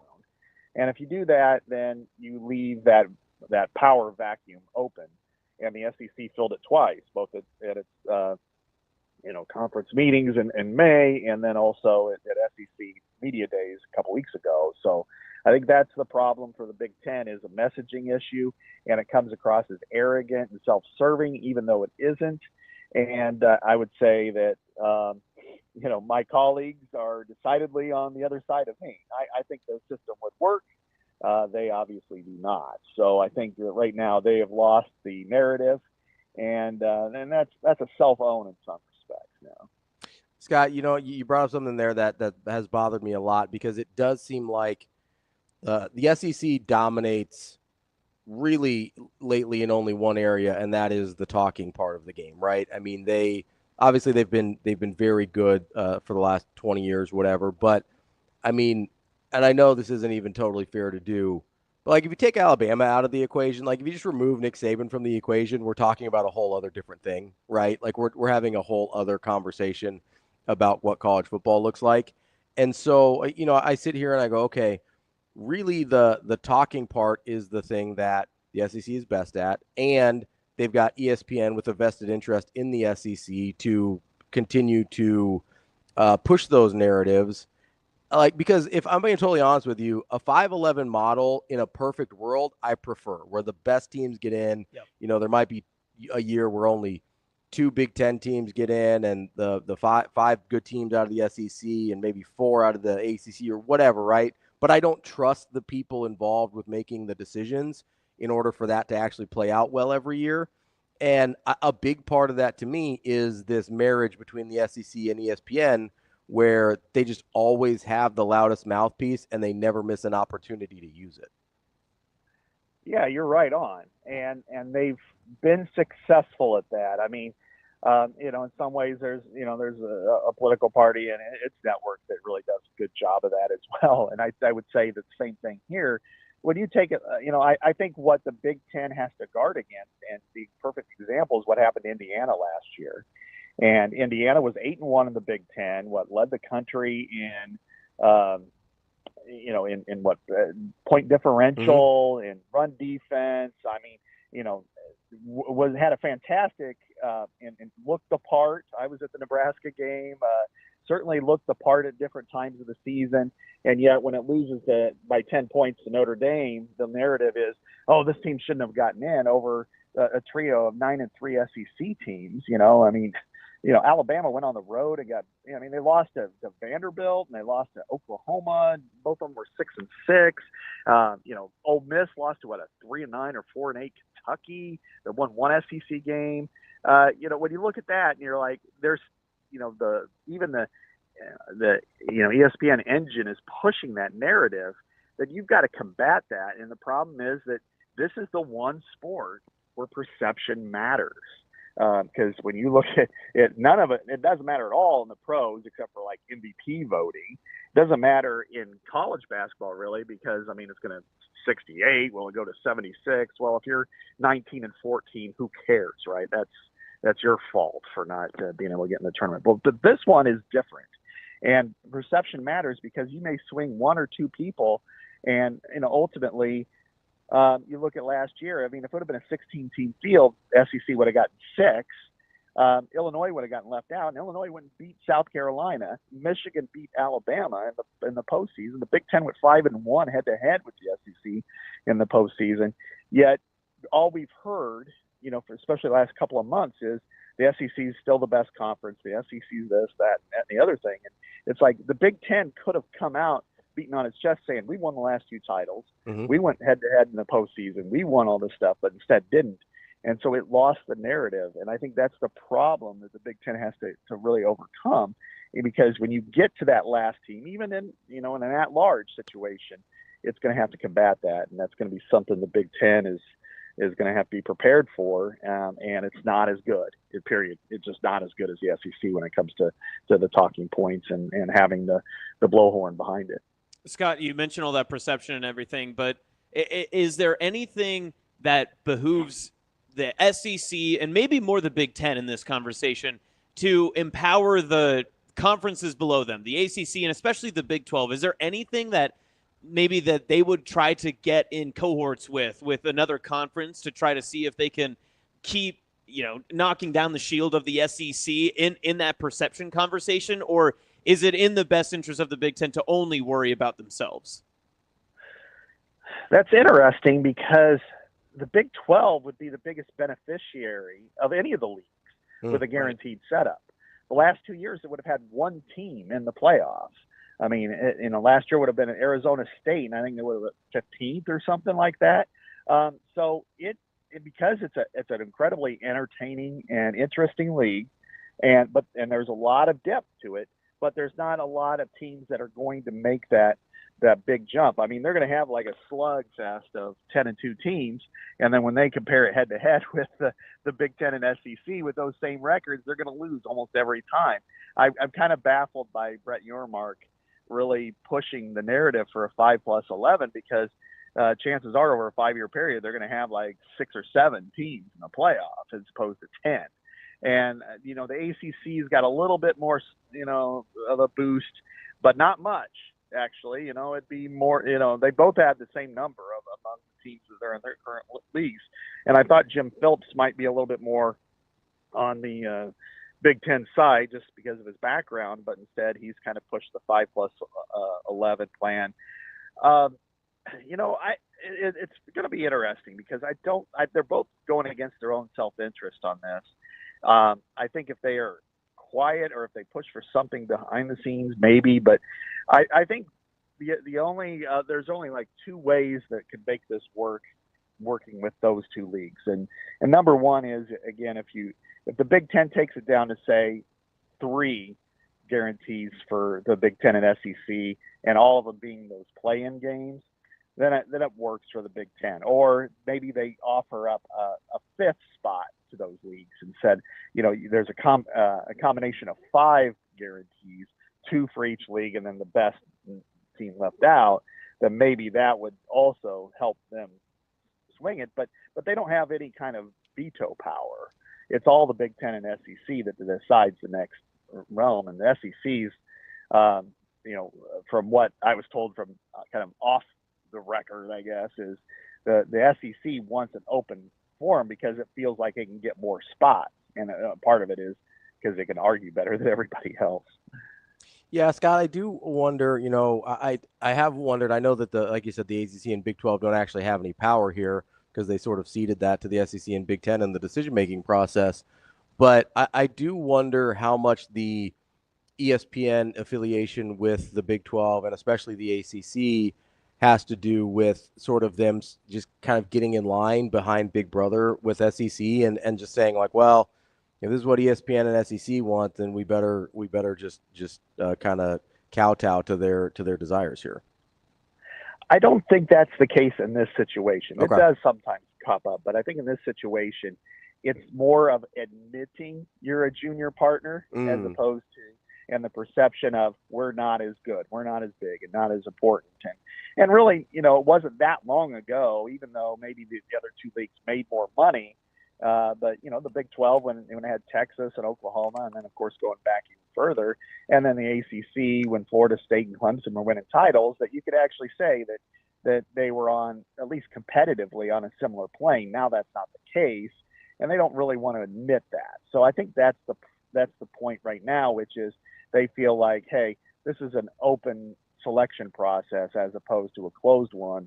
And even though it benefits us to make sure we at least get, a bird in the hand versus two in the bush, but at the same time, they're going to be defeating their own self-interest, especially the Big 12, because I see a situation where if they have a 10-2 team and they're arguing against a 9-3 SEC team, and they're going to lose. Yeah, they're not getting in. Yeah, I mean Kansas State or BYU, they're 10-2, and Alabama, Georgia are 9-3. They're going to lose that. They're going to lose it almost every time. Same thing with the Big Ten even. So I think that's something that they've got to be very careful about when ultimately they've played this public game. Yeah, the Big 12 baffles me in particular because I can at least see an argument like the ACC. They say, okay, if Florida State, Miami, and Clemson are all good in the same year, like we deserve 3 teams in or whatever, right? And so maybe they've got that in the back of their mind, even though that's, over the course of all 3 teams being in the league, that's never happened at the same time, but whatever. But you sit there and you go, okay, at least you've got 3 teams you feel like are power brokers in this sport still. Maybe you think that's worth standing your ground on. Literally every good team is like every power program has left the Big 12 at this point. Yeah. Like I just really don't understand what they're doing. You don't think Utah's a power program? I love Utah, big Kyle Whittingham guy, but I don't know that they're. Like you said, Scott, 10-2 Utah isn't getting in over 9-3 anybody from the SEC. Exactly, and that's the competition. I think it's a fun league. I think there's a lot of really good teams. Iowa State won 11 games last year. Utah has been to Rose Bowls when it was in the Pac-12. Kyle Whittingham. They're a really good program. I think they're kind of the equivalent to Iowa in a lot of ways. And if Iowa was in the Big 12, it'd affect them just exactly the same way. And so they've got to be really careful with that because the Big 12. They played their current allotment has played a total of 2 playoff games over 11 years, and that was TCU. And the second one didn't go so well, 65-3, against Georgia. Now they did beat Michigan, but that good for them. But the Georgia game was not a good game. So you're going to have to overcome that perception too, which is Oklahoma State, Iowa State, Kansas State, Baylor, TCU. They're all really good programs. Of course, Utah and BYU. They're really interesting, fun, competitive programs that deserve the right to be in there. But I don't think anybody's going to be predicting them to win a championship, even if they're 12-0. And so being 10-2, but I think what the Big Ten is guarding against, and this comes back to it, is let's take Iowa State plays this year, meet 2, and let's say Iowa goes to Jack Trice and wins by a field goal. But Iowa plays 4 teams that won 11 games last year. They go 9-3. Maybe the Cyclones go 11-2. They lose the Big 12 championship again. The committee might actually say, well, that was an early game. Iowa State won 11 games. They deserve that last spot versus the Big Ten. Iowa went going 9-3, and Iowa's like, hey, we played, Indiana, we played Oregon, we played Penn State, we went on the road, played Nebraska, we played, USC, all these other teams. Our schedule is so much more difficult, and then they're looking at it, well, but they're 11-win program. That's what the Big Ten is trying to guard against here. So I think that's something that they've got to be cognizant of, and that's why they're trying to push for the guaranteed plan. They don't want to get iced out simply because they get penalized for having a deeper league, and not in the case of the Big 12, but the other 2 leagues, but more league games. That's Scott Dochterman from The Athletic. Scott, great stuff as always. We appreciate the time. We'll talk to you again soon. All right. Thanks for having me. Appreciate you. That's Scott Dochterman from The Athletic. Coming up next, we're going to talk to Jim Nedrow from Indian Creek to talk a little bit about the Pinnacle Bank Championship presented by Woodhouse. That's awesome. I'm Ravi. More Hurrdat Sports Live coming up next.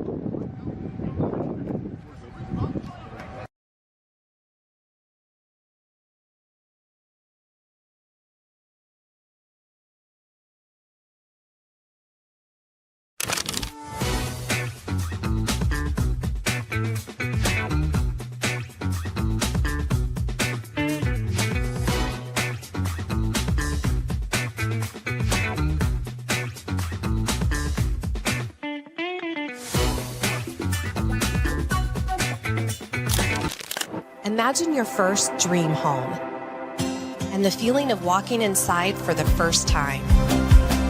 With Centrist Federal Credit Union's First Time Home Buyers program, you are at the doorstep of bringing your vision to life.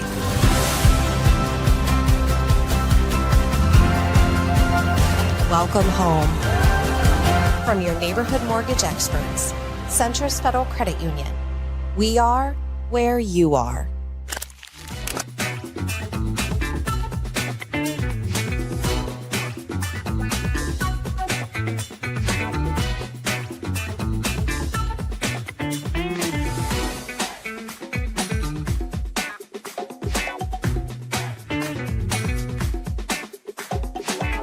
Told the guys exactly what we want. You know, it's a 6-day ramp-up acclimation period with a 7th day of rest.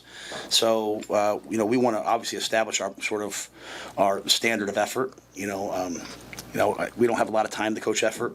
We have a good enough. One of the reasons why you don't have to coach is when you have a lot of depth, a lot of competition. If you don't want to play hard, then so be it.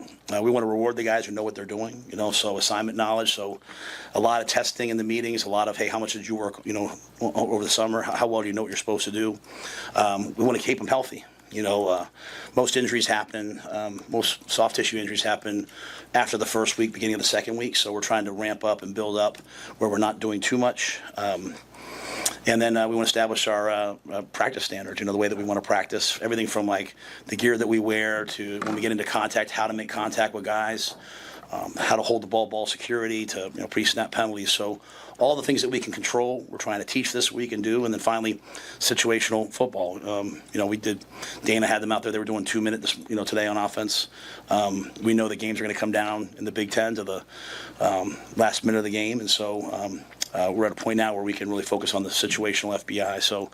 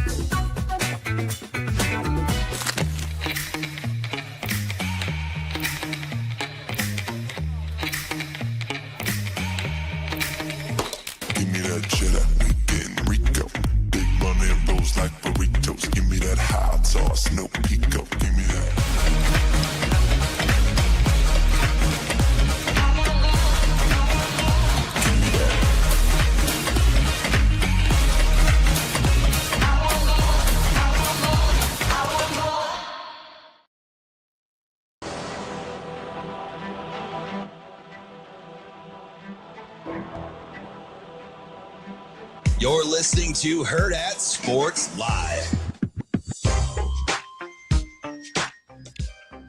Welcome back to Hurrdat Sports Live. That's Austin. I'm Ravi here at Hurrdat Sports Bar and Grill. We are joined now by Jim Nedrow, the head superintendent at Indian Creek, the host of the Pinnacle Bank Championship presented by Woodhouse. Jim, how are you this morning?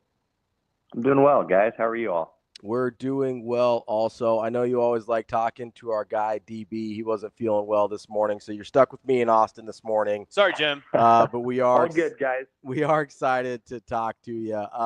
Hey, Jim, I want to lead off because Ravi was telling me that you've got a dog that runs the course, right? So does the dog have an official title, or what's the role of the four-legged friend?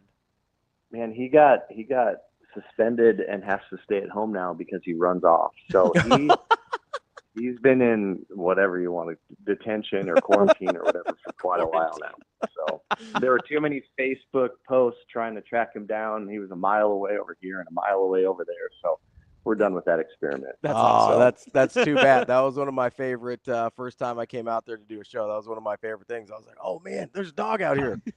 Now there are other dogs. There are other guys on the crew that have brought their dogs in, so there's still plenty of dogs around. Love to hear that. Okay, good. That's we love a dog friendly course here for the workers. Don't bring your dogs to go golfing, just if you're heading Correct. out there. So as you're Jim, I know we talk every year about this time of year as you're getting the course ready for the Pinnacle Bank Championship. What are some of the challenges you're working through to get that thing from, more of a recreational course to a professional level? I mean, I know Indian Creek's always challenging, but getting it to the professional level degree to put on a great host for the event.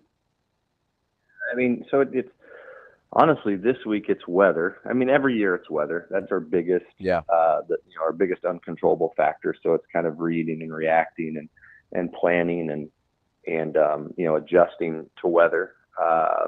This year's been easier in some regard with the rain, but that also makes some other things a little bit more difficult. But for us, I mean, its firmness is going to be, the biggest challenge. The heat, the humidity, the moisture we've had through July, it makes greens firmness a little bit harder to manage. So we're hoping, we get a little bit of rain tonight, which wouldn't be a bad thing. And then if we could dry out from there and then kind of take control back, on the greens, that would be great.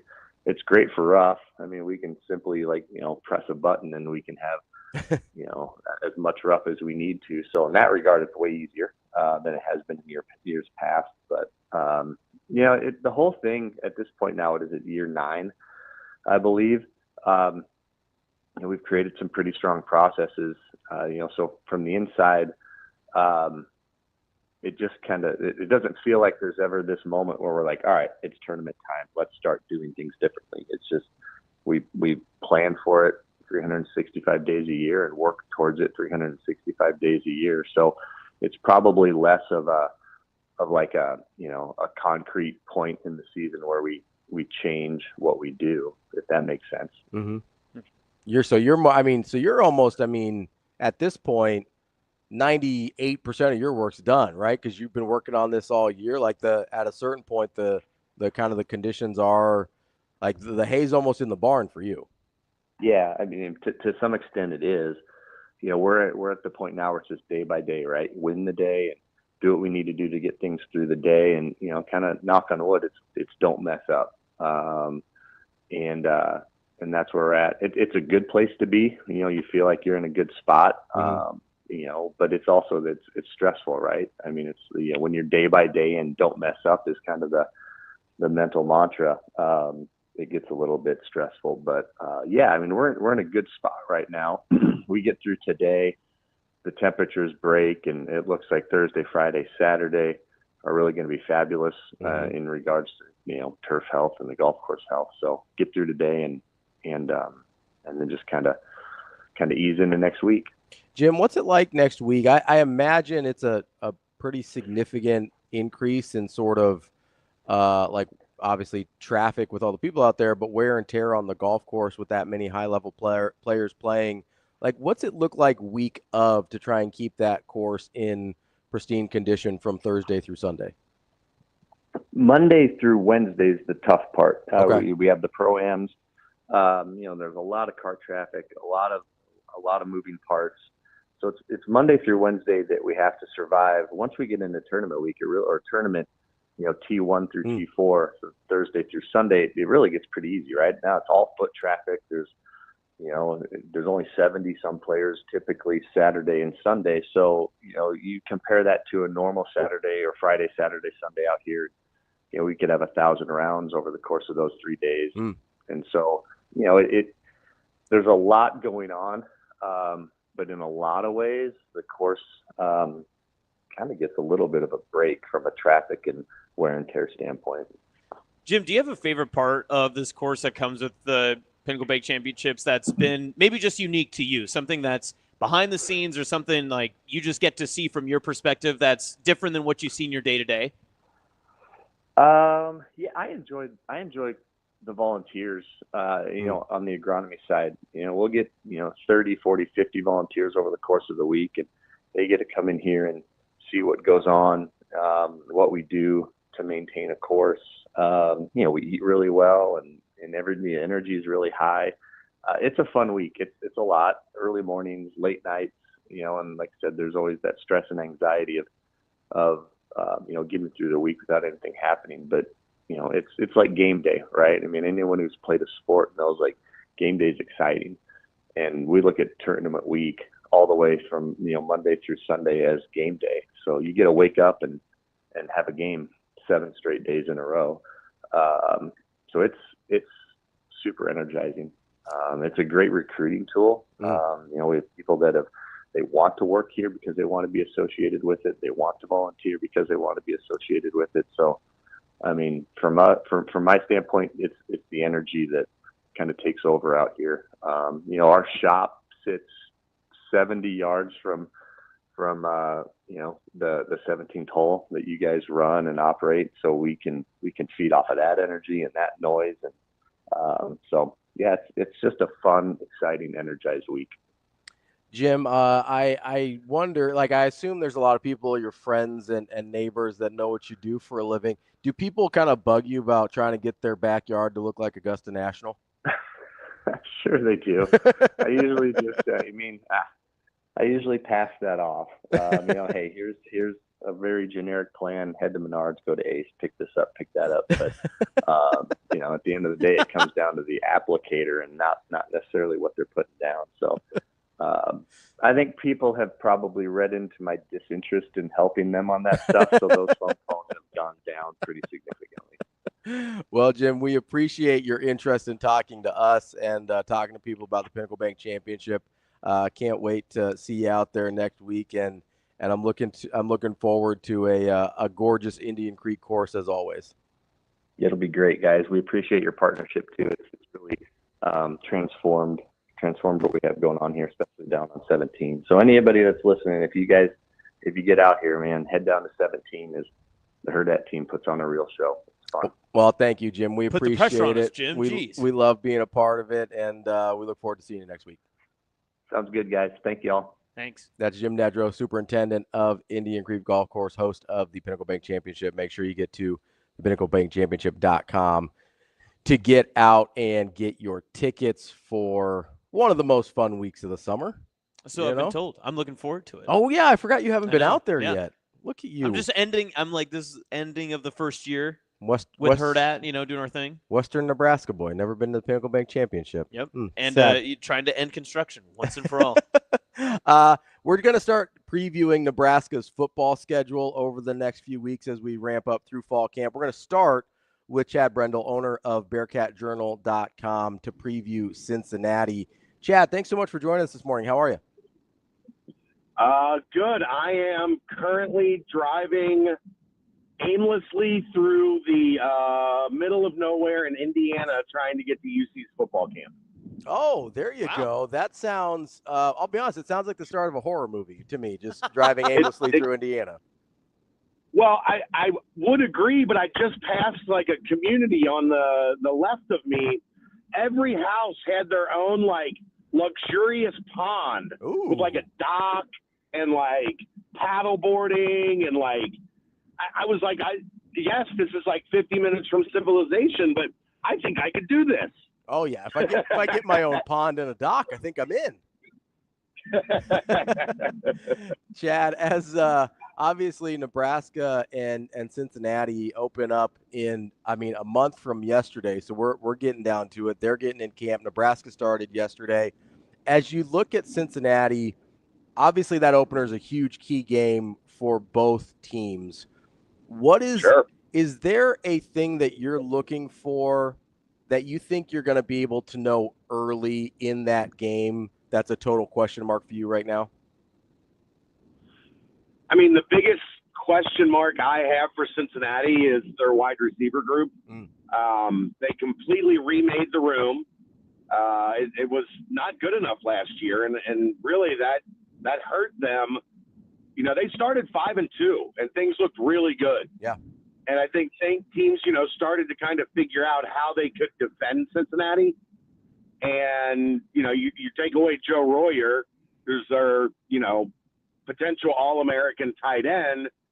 And all of a sudden, there wasn't a whole lot of weaponry for Cincinnati at their disposal.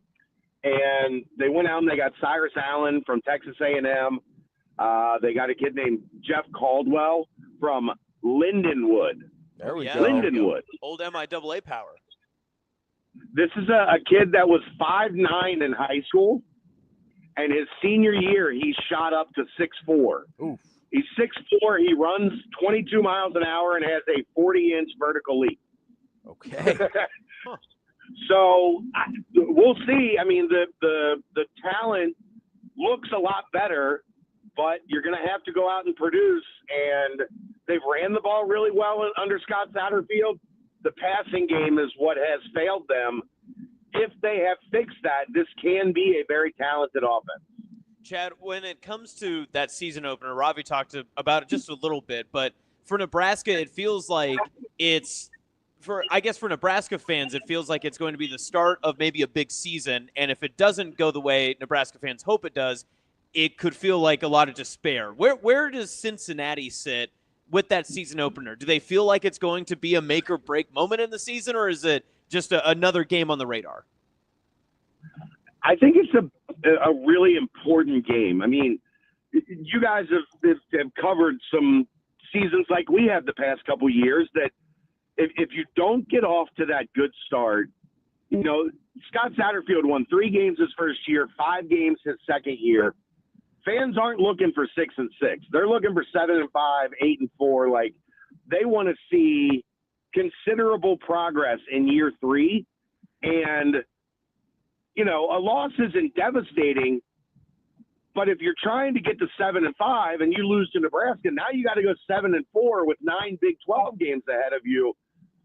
The math starts getting a little bit more complicated already.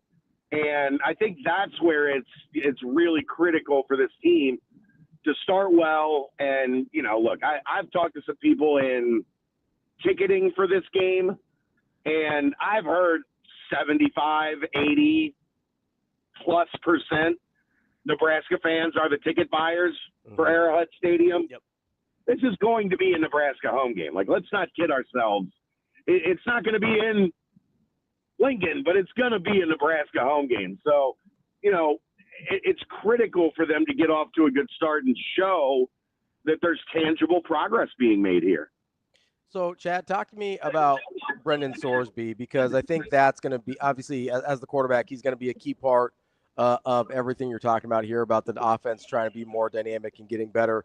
He's a true dual threat, can run the ball really well. You look at the numbers and you go, okay, had a pretty good year last year, but if I remember correctly, there's a pretty big disparity in his completion percentage and accuracy in games they won versus ones that they lost. What does he need to do to help Coach Satterfield get that leap into that next step for Cincinnati?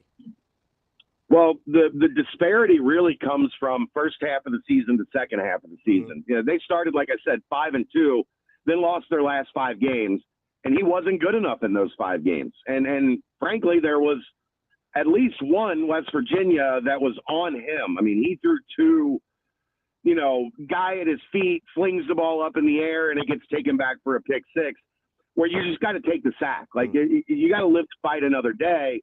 And he's trying to make something happen. And, you know, you commend him for that, but you can't make the catastrophic mistake. And a couple times he made the catastrophic mistake. And that's really a big thing that he's got to continue to evolve, because Sorsby transferred in from Indiana. His redshirt freshman year, he started 7 games for Indiana. So when he got here, he had a little bit of experience under his belt, but he wasn't what I would consider a veteran quarterback. Now he started 19 games. Mm-hmm. You can't have a guy making those pivotal, you know, crushing errors that derail the fourth quarter or, you know, crunch time of the game.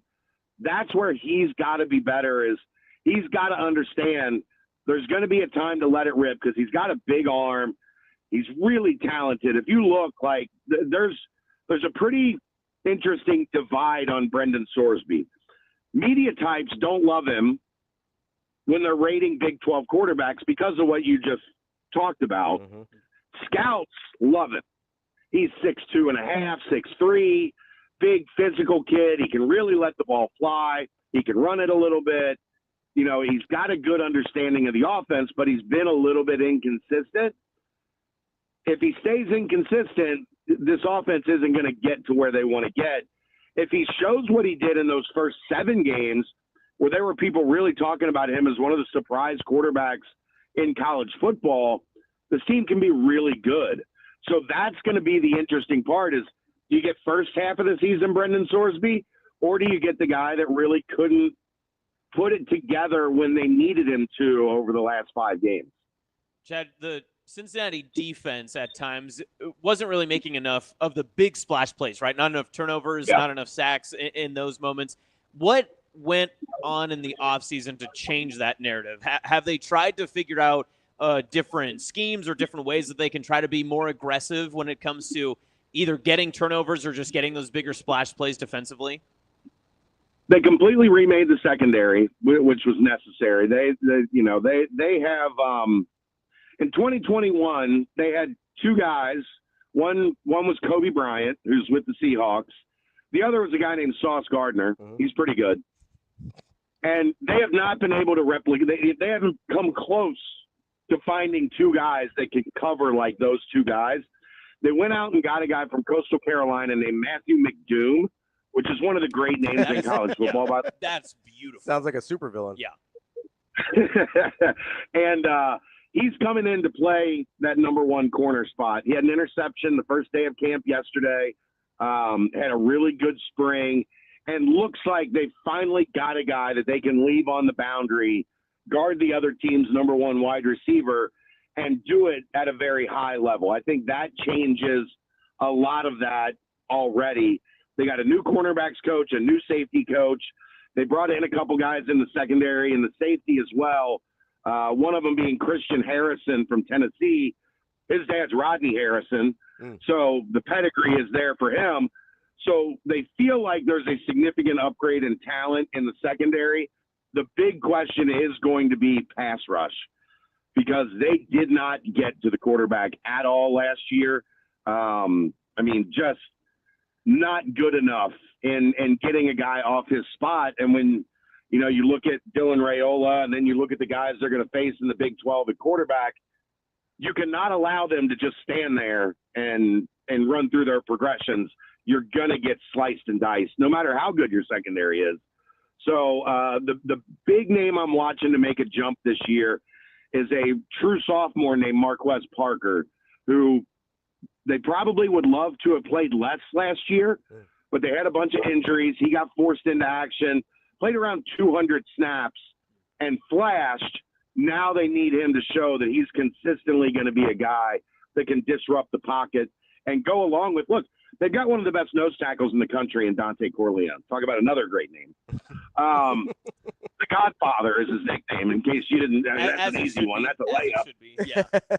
And, he's been first team All Big 12. He's been an All-American. He's going to draw double teams. Teams have to, he's 6'3", 315, 320 pounds, a complete wrecking ball in the middle, but nobody's taking advantage of it on the outside.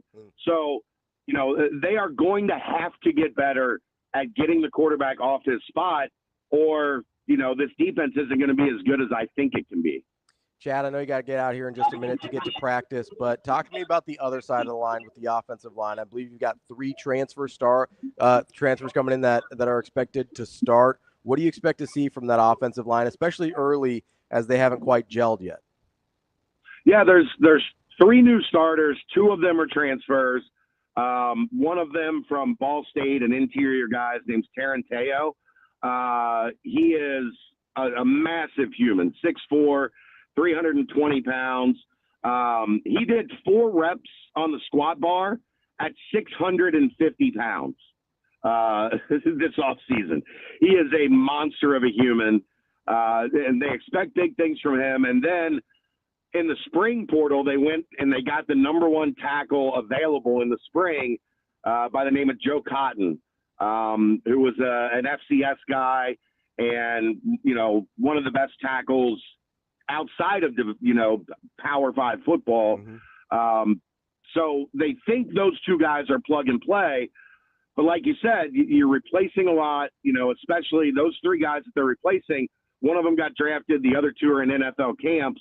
Like, those are 3 really talented pieces that they've got to figure out how to replace. Luckily, their center is a 6-year guy. This is his 3rd year in a row being a captain, and Gavin Gerhardt. So they've got some stability in the middle. They've just got to make sure that they can get this thing where they want it here over the next 30 days.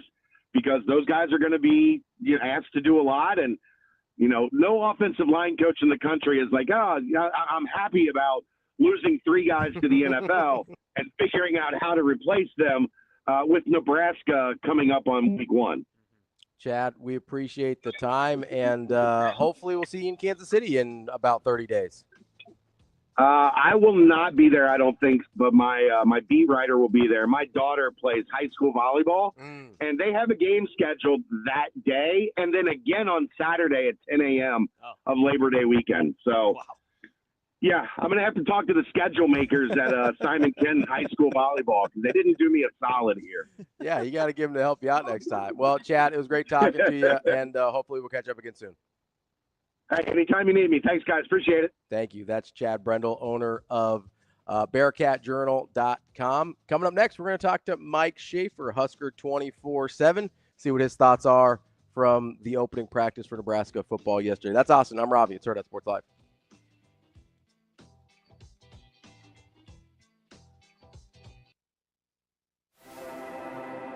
We're in the neighborhood, just down the street. With a wide variety of home equity products to help you create a relaxing oasis.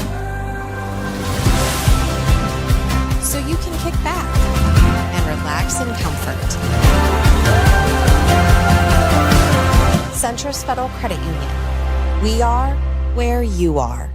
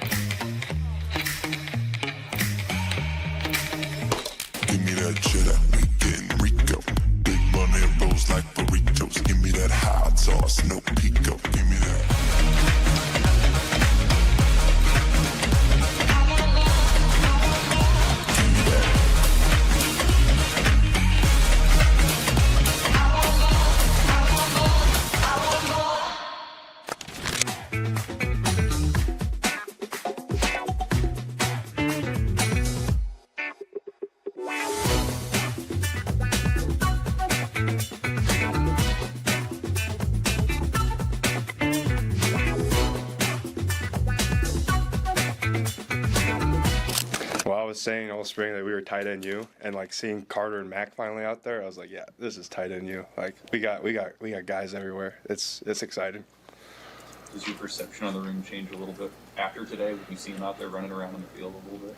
Yeah, like I was kind of joking, like it was nice to have him back because during routes on air, I'd be gassed just having to do a route, come back, do another route. But now we got enough guys to rotate through, and now I can just kind of take a step back and help the younger guys too and coach them up a little bit more. What's it like working with Coach Holderson? It's really detail focused, and working on the same play over and over again and really mastering it. And, sometimes it can get boring, but he just keeps saying, do not get tired of doing the routine play. And, it's just helping us master it and not going into a game week being nervous about the play call, because we're just so used to doing it over and over again that it's just engraved in our brain that we don't have to worry about it.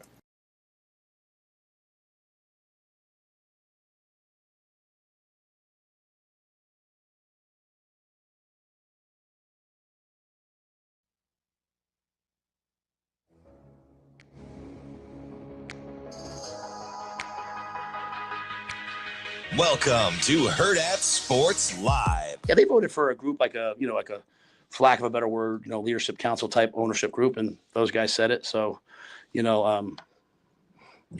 that group. So there's maybe one or two guys from each position. There's maybe 10 or 12 guys, and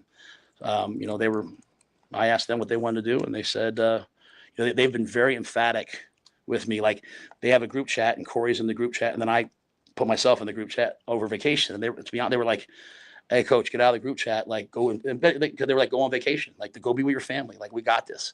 And I was like, well, I do need to send you guys some stuff every once in a while, because I like to send, I read a lot. I'll send them something to think about. But to their point, I want that. Like, I want them. This is like the best summer I've had. Like, there's no drama, no issues, no problems. They're not calling me like so-and-so did this, so-and-so did that. Like, everyone, they handled their business. So, but it's that group that said it.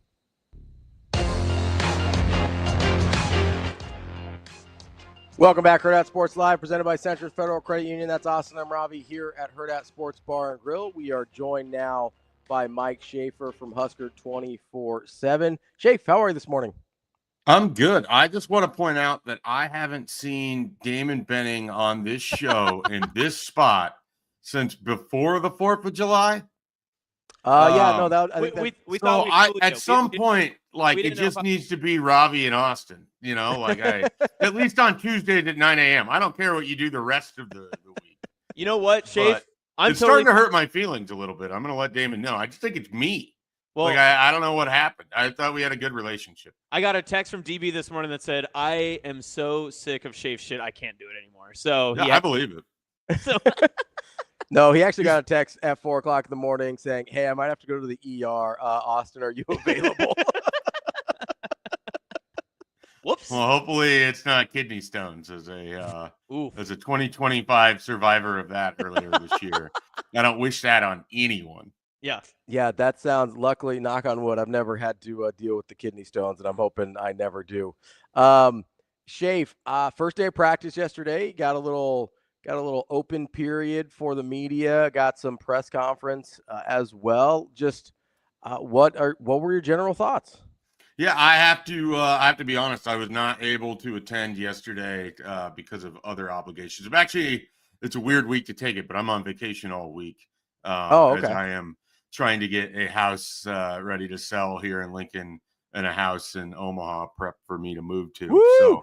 So that's my big news for the show. I'm joining everyone else that lives on the far side of the state. I am a little worried, adding me over to Omaha, is going to be too much. It's like when you get on a plane and the plane isn't completely full and they want you dispersed throughout the plane to even out the weight. Like, it's just me going over to Omaha, adding to all those people, going to tip the state and we're going to move geographically. Like, is there going to be a shift or anything? I don't think so. I think you're going to be okay. We're pretty sturdy here. I wouldn't worry about it. The foundation is strong. Yeah, it's got good bones. Yeah, that's why it's always under construction, right?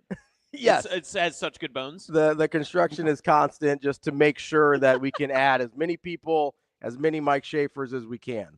Just bring them on home. No, I don't know that I'm bringing much with me.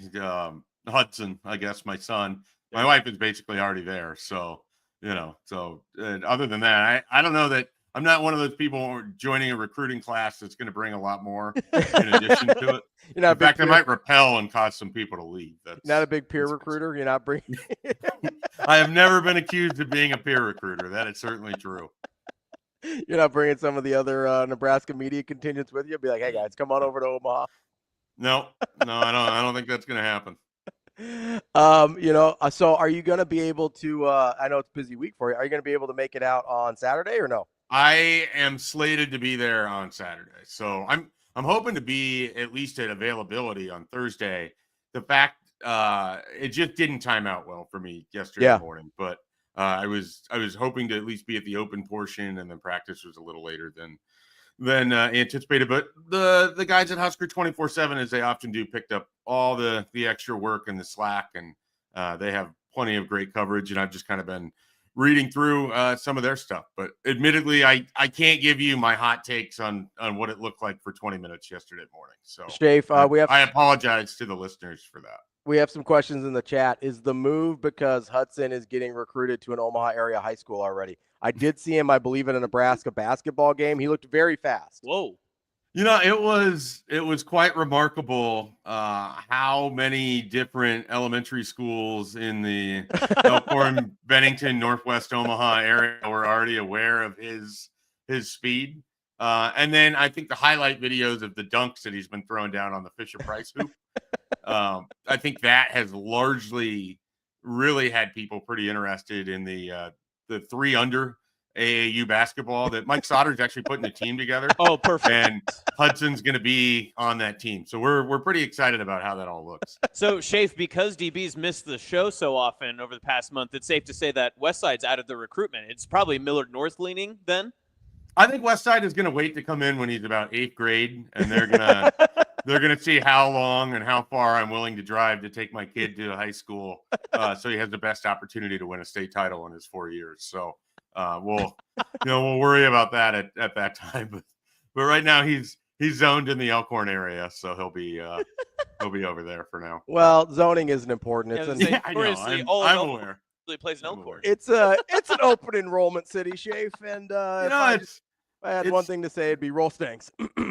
It's a little bit better than the days of people who just had a mailbox somewhere on a plot of land or the apartment. So it's a little better than that. Good point. It's a good that's a little Friday Night Lights reference there. So Schaefer, as we kind of look forward to Saturday and the full open practice that people can attend, where are you going to be like dialed into? Like what's the first thing you're going to be looking at? Yeah, so I was thinking about this last year. I think one of the things that I thought Nebraska was going to have a 9-win season last year. I still think they should have had a 9-win season last year. But when I've done the sort of, introspective, what was I wrong about, which, some people would tell you a lot. I would tell you it wasn't as much. But a lot of it came down to I really believed in last year's wide receivers core at face value going into the season. And it's not like I knew in the spring that Malachi Coleman was not going to follow up his freshman year, or that Jalen Lloyd would be, I'm going to say underutilized because I feel like he was underutilized. I don't know all the specifics to that, but he's a far better receiver and athlete than what they were able to get out of him last year. And I think I expected more out of Isaiah Nair and Jamal Banks than was fair, based entirely on a really hot spring where they had a great spring game against their own defense, and Dylan Raiola carved them up.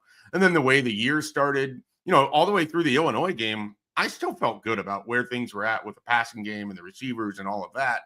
And so I think I want to spend some time Saturday just getting eyes on this receiving core, because the people that I've talked to that were there the year before and like them think that this group is better. So, I want to see, because I'm very much in I'm going to sit at the 7-5 spot in a prediction until I have a reason to think otherwise, because I kind of need to see this team progress before I can really say, okay, yeah, they can win 8 or 9 games. I just feel snake bit from last year. And so I want to see what happens in the wide receiver portion of the practice, or what I can watch there. I want to put eyes on, an Isaiah Hunter. Like, is that a guy that could go from a great freshman year at Cal to then Nebraska's able to get him, even if it's incrementally better? You had 2 freshmen in Jalen Lloyd and Malachi Coleman who didn't do anything for you last year. So is Ja'Cory Barney, like, what is his actual role going to be in 2025? What does it look like with Dana Holgorsen? Because you look at those last 4 games, he really only had one game where there was an impact. But then if you think about it, it was their best game offensively under Dana Holgorsen. The 9 catches, the 85 yards or whatever it was against Wisconsin. And then on top of that, I think Dane Key, I feel good about. I think Dane Key relative to Jamal Banks or Isaiah Nair has a far more productive history, came against the SEC. I think he'll be able to step in Big Ten play and help Nebraska there. So I'm less, thought process oriented there. And then I want to see what a Demetrius Bell can do and what Quinn Clark and Keelan Smith and all the depth, and then the freshmen in Cortez Mills and Jeremiah Jones. So that wide receiver room with a whole new coach, I think it sort of flew under the radar for most of the spring in the sense that, we talk about the names of Key and Hunter, but they're going to play a pivotal role in all of this. When we're like, oh, what does Dylan Raiola look like in year 2?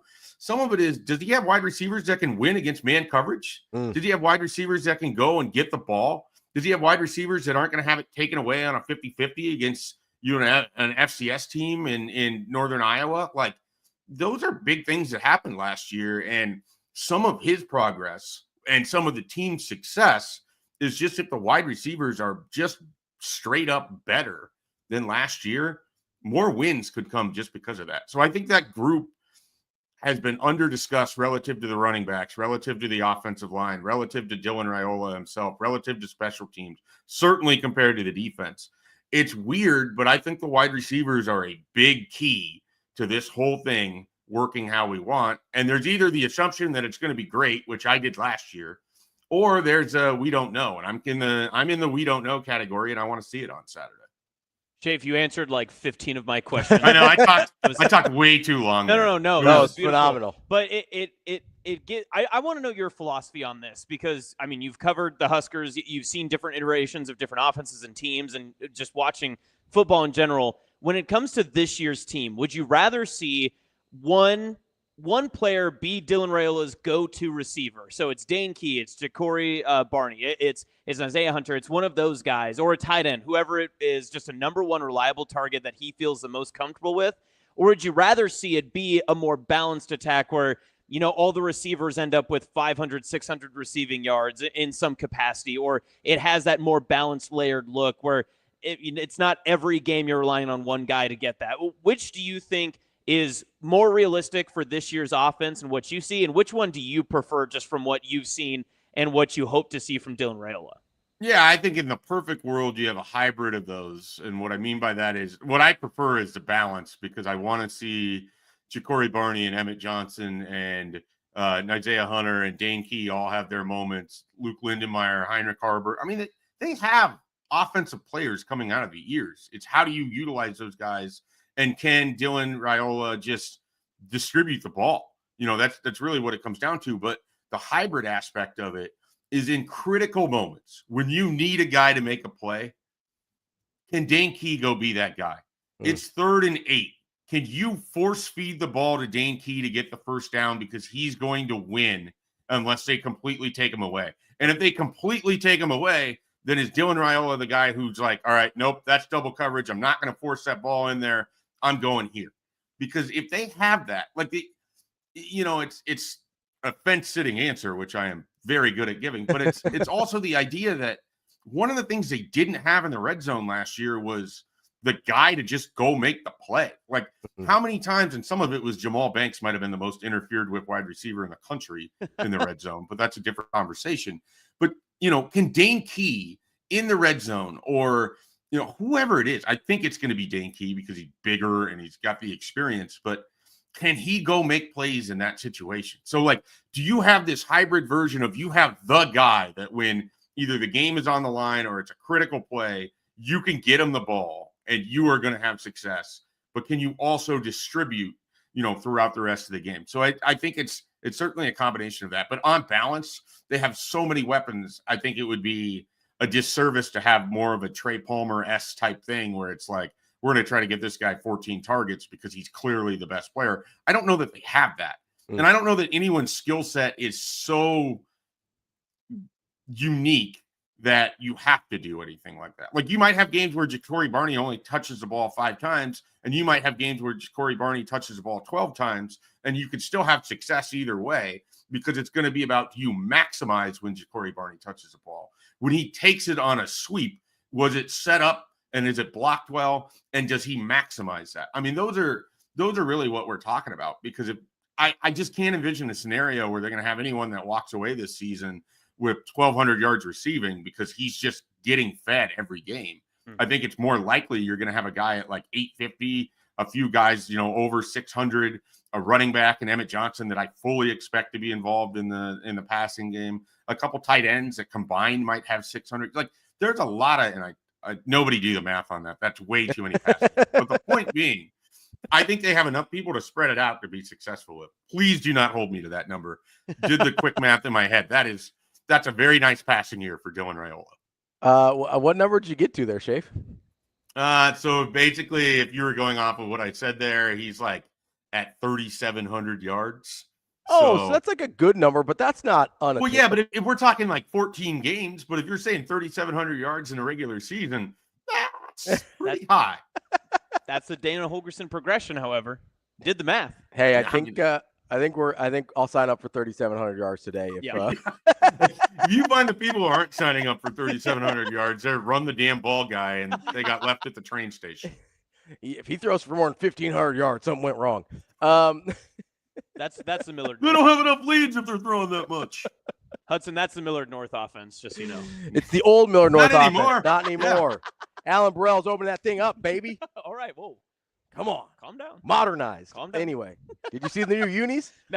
Baseball, yeah. And the foot ones are nice Listen, too. Hudson wants to play baseball. The elite uniform. The all black football or baseball unis are nice at Millard North. I'm just saying. I know the principal there. If you need in. That's a public school. Great. I'm excited for years of this. He can get in. I can help. Schaefer, have you talking about wide receivers? Have you allowed yourself at all to think about, because I feel like both the elephant in the room and a thing that we also sort of forget about is Nebraska did have a giant upgrade at wide receiver coach this year as well, from McGuire to Shorts. And that's not saying anything bad about McGuire. I'm sure he's going to be a fine coach throughout his career here. But Shorts, I believe, is a genuinely very good wide receivers coach today. Have you allowed yourself to think at all how much different or how much closer to being right you could have been if they had a wide receivers coach like Shorts last year with Nair and Banks and Lloyd and Coleman versus what actually played out? Because it seemed like that development step was the thing that really missed there. No, I haven't, because some of what just wasn't happening last year, and this is sort of the crux of what I thought the opening statement of Matt Rhule in Las Vegas was, or at least the biggest takeaway that I had, is he had the phrase that when he went and looked back at the games that they lost last year, the common factor was they just weren't good enough. Mm-hmm. And so, Daikiel Shorts can't make Isaiah Nair catch a ball that's right in his hands to beat Iowa. Like, he can't do that. Daikiel Shorts can't make a guy wrestle the ball away when it's a 50-50 in the end zone and you get the touchdown against Illinois to go up 3 scores at halftime or whatever it's going to be. So it's a situation where the position coach has a lot of value, and I think there's certain things in certain areas where he's going to be able to do that Garrett McGuire couldn't. But at the same time, he's also getting to operate with some of the guys that they wouldn't have if it wasn't for Garrett McGuire. So it kind of works in both fashions. Fair. And if he is as good of an in-game coach as it seems like he would, not in-game, but just a development coach as it seems like he would be, based on the fact that this was the one guy that Dana Holgorsen, who was given the complete capacity to change his entire offensive staff. And the only thing that he wanted was Daikiel Shorts to be his wide receivers coach, I think speaks volumes about how he feels about Daikiel Shorts, not so much about how he felt about Garrett McGuire, because I think there was some attempts to keep him around in different roles, but more about what Shorts meant to him as a wide receivers coach. And so if there is an added jump that comes from that, if Ja'Cory Barney, for instance, is a better, more dynamic wide receiver because he's now, and this is something no one talks about, he spent his entire high school career playing 47 positions. He got to spend an entire offseason focused on wide receiver 2 years in a row. Daikiel Shorts, a similar sized wide receiver that was a dynamic player is going to impart things to Ja'Cory Barney that he just wasn't getting before and had never been in position to receive before, because he's not having to be a defensive back and a quarterback and a running back and all of these other things like he was in high school. So I think there's a lot of value that Shorts can add, that it's hard to know exactly how that'll manifest on the football field, but it does feel like it makes that room as a whole better, which again, I think they're almost the X factor in a lot of ways for if Nebraska is going to be exponentially better. I think it's because the wide receiver room takes a massive jump. I think they can still be good even if the wide receiver room is fine. But if we're talking about like 9-3 or knocking off Michigan in September, it's going to come because this wide receiver room is that much better. Not just because the offensive line is good, not just because Emmett Johnson settles in as a running back. It's because they have guys at wide receiver that can make plays and do things down the field that they just couldn't do last year. All right, Schaefer. So I want to ask you about not the wide receivers as pass catchers, but you already mentioned where the running backs are, and you said that you think that they'll be a pretty big part of the Holgorsen offense, but the tight ends were the talk of yesterday, and felt like everyone had a different opinion about Mac Markway, about how Heinrich Harburg was looking, about how Lindenmeyer has looked and stuff, and even Ravi today brought up Ingerson. Like, there's many different layers to that tight end room, which is maybe more crucial for development of the Dana Holgorsen offense. Is it the pass-catching running backs, or is it the tight end room in this season? It's 1,000% the pass-catching running backs, because Dana Holgorsen's offenses have never been that reliant on tight ends. I mean, talking with Chris Anderson, our West Virginia 24/7 guy, and he was talking about the experience of covering Dana Holgorsen. You go look at the numbers when he was at West Virginia, they didn't have tight ends that were doing a lot for them in the offense. Now, where a Luke Lindenmeyer is super valuable and why he became a clear Dana Holgorsen guy when he took over is because he believes what he can do in the edge of the offense of the line of scrimmage, what he can provide there. And then the fact that he can also help you out in the passing game. And that's not to say that Dana Holgorsen is going to be the same guy that he was at West Virginia or Houston or Oklahoma State or wherever. And he's going to utilize these different tight ends. But I don't think their impact is going to be bigger than all of the catches that we were seeing out of the backfield at the end of last season with the running back in the passing game. Like, I truly believe that version of Emmett Johnson gives Nebraska the best opportunity to be a dynamic offense, because he is not just limited to having to be really good at inside zone or bouncing this run to the outside or whatever else. I mean, his touches per game went way up. He had more catches in multiple games at the end of last year than he had in all of the 2023 season.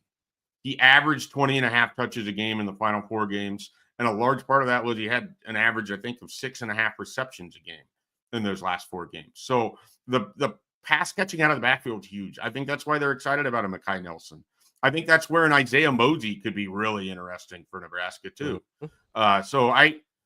And that's not to diminish what they have at tight end, because I know they are equally excited about all the different things they can do with Heinrich Harburg. I do think there's an idea of the best version of Heinrich Harburg may not be at Nebraska. It might be at the next stop in the NFL where you can, sort of utilize him a little more. And they think he has that kind of ability. But yeah, they're going to try to get what they can out of Luke Lindenmeyer and Harburg. I mean, Mac Markway is a blocking tight end. We'll see what he can do in his career as a pass catcher. He got passed over at LSU because I don't think they thought that he was dynamic enough in the passing game. And he's going to have the opportunity to prove people wrong on that. Eric Ingerson, same thing. I think it's more of a kind of a block first, hold the line of scrimmage, but then can help you out a little bit in the passing game. So I don't look for the tight ends to be huge threats by any means. But I certainly think relative to making the offense go as a whole, catching the ball out of the backfield is a huge, huge factor for how Nebraska wants to utilize its running backs. Jay, if I thought about this while you were talking about the improvement or opportunity for improvement in the wide receiver room, is there a position group you think is worse this year than last year? So worse is tough because I think the upside of the defensive line is immense. But do we know that they can get to that level? So and then at the other, lower floor. Yeah, I mean, I think Riley Van Poppel has the ability to be the best defensive lineman we've seen in Nebraska in a long time. I thought that when he was a recruit. I have no reason to not think that now. I think the way that they treated the way they treated Keona Davis last year tells me that he's a guy that they believe in a really high level. Williams Winery was obviously a 5-star recruit. Cam Lenhart played as a freshman. So the upside on that defensive line is really big. It's just how quickly can they get there? Mm-hmm. I had the same kind of thing at linebacker where John Bullock was so good last year that I don't want to say that Marquise Watson Trent can't do it because he was the Sun Belt Defensive Player of the Year. And there's a world where he's Nebraska's best defender, and it wouldn't shock me because all he is instincts and being in the right place at the right time. And even though he's a little bit undersized and he may not look like a traditional Big Ten linebacker, being in the right place at the right time supersedes immense athleticism if you're going in the wrong direction. You know, Deshaun McCullough is the immense athleticism. Let's see what he can do in this position as an edge rusher. Willis McGahee has the ability to really take a big jump, I think. Same with Vincent Schaefer. So there's spots defensively where the baseline was pretty high for Nebraska. And so they might come in underneath of it, but I think they have potential to exceed it, if that makes sense. And I know this was one of the conversations you and I had at the end of last year, Ravi, where I was a little concerned about, hey, what's this defensive picture going to look like? And I know you felt pretty strongly about some of the potential of what they have there because you sort of get caught in this cycle of, oh, man, how are they going to replace Ty Robinson? Well, I mean, he wasn't big-ass Ty Robinson until he became that. Yeah. And that doesn't mean that Riley Van Poppel can't do it or Cam Lenhart can't do it or Keona Davis can't do it. So the same with Nash Hutmaker. Like we sometimes fall in the trap of, oh, how are you going to replace this guy? Well, they had to replace somebody too. And they had to eventually get to the point where they could play to that. And going into his third year, I mean, I want as much stock of Riley Van Poppel as I can get because Matt Rhule just breeds great defensive linemen. And I really believe he's going to be the next one. And honestly, I mean, especially with Ty Robinson and Nash Hutmacher, those are really good examples. Like, they weren't guys that we thought terribly highly of 2 years ago. Well, just go back to 2023, the whole offseason with what are you going to do with that defensive line? Are you going to have enough up there? Is it going to go well? And then you get into the Minnesota game, it's like, oh, yeah, they're going to be okay. Yep. Yeah. They just wrecked that offensive line that people said was one of the best in the Big Ten. Yeah, I think they're going to do fine. 100%. And I think so that's a big thing too. And I think the thing that I like about this defensive line is I think Riley Van Poppel's better than either Ty or Nash were at the same point in their careers. The second thing is you're not going to have to try and replace them one for one, right? I think they're going to play a different style defensively where, like, if they were trying to replace a 1-for-1 Ty Robinson, like, yeah, they might be in trouble. I don't think they're going to do that. I think they're going to play different defensively that plays to the strengths of the guys they have, and I really like the guys they have. There's a whole way that this year goes where Nebraska might statistically have a lot of variance defensively, but could produce a lot more takeaways and explosive plays and be a better defense, even if they're allowing more yards per game or a few more points per game than what they did under Tony White. Like there's what's the stupid saying? There's a lot of ways to skin the cat. Like, I don't know why that ever became a saying, but there's a lot of different ways to have an explosive defense or a good defense. And sometimes it's trading the safety of keeping everything in front of you for the defender who has just enough athleticism to get in front of the ball, pick it off, and take it your way. So, if they can create more havoc, create more, third and longs to mitigate how often they were giving up 3rd and 7 and allowing drives to sustain because they weren't generating the pressure on 1st and 2nd down because they didn't blitz. That's I think effectively what you're talking about. Yeah, and that's honestly what I'm betting on. I'm betting on way more splash, havoc, explosive, whatever term you want to use for impact defensive plays. I think they probably do give up a little more in certain areas, but I think you're going to see way more in terms of impact defensive plays, and it'll end up being a better defense because of that, even if there's certain areas where it's like, I think they're going to do a better job of getting off the field on 3rd down. Like, even if they give up more yards per average per play, I think when they get in 3rd down situations, because they've got better athleticism and better upside, they'll be able to make the play to get off the field on 3rd down. So, I do think you can look at it and say, okay, they maybe give up a couple more points per game here, or maybe they give a couple more yards per game here, but I think it's going to be a more useful defense in terms of winning games. Yeah, and that's I think what they're betting on with John Butler and Phil Snow, and just it's going to be a shift certainly from what it looked like under Tony White. Schaefer, can I ask you one quick one? We were talking about when we started the show, we were talking about buying into Rhule's process and the fan base kind of, moving along with where the program is as well too. Where are you on the single digits? Do you think that we're going to learn anything when those come out about who the team picks? Rhule had a little bit of a comment that he's not a part of that selection process. He's never been. He doesn't want to influence it by any means. But is there something about what you've learned from the past 2 years of the single-digit 10 players that have been represented that we can parlay into something we could learn about this year's team? At the risk of coming off more like myself than what I want, I guess I don't care. Fair. It's one of these things where, like, some of the single-digit guys last year were underwhelming in portions of the season. So just because you're a single-digit guy, it doesn't mean that you're going to be one of the best 11 players on the football field all the time for Nebraska.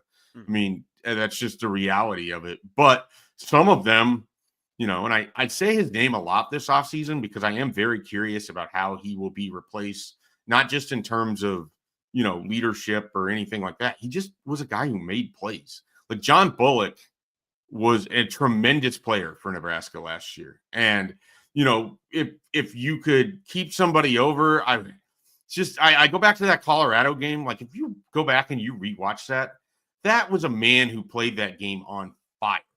And so like if someone like that emerges where he was a single digit guy last year, I don't know that he was in 2023. But, that was someone where it's like, okay, this is probably somebody the team's kind of rallying around because he's a good practice player. And I don't know that I gave him his full due diligence, but that was someone by the end of the year that if you had asked me, I would have told you was easily one of the, 6 most important people on the team? 5? I mean, how low does that number get? So, there's going to be moments like that in there, but there were some single digit guys a year ago that just didn't make as big of an impact as you would have expected, perhaps.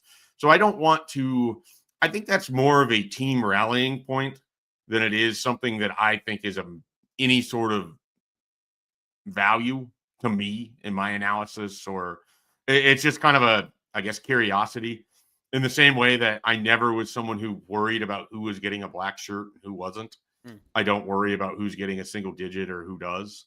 But again, like I said, I worried about giving that answer because it's uniquely sort of how I am. I don't really care about any of that stuff. No, that's fair. Wow, Schaefer says cancel the black shirts. Okay, interesting. More single digits.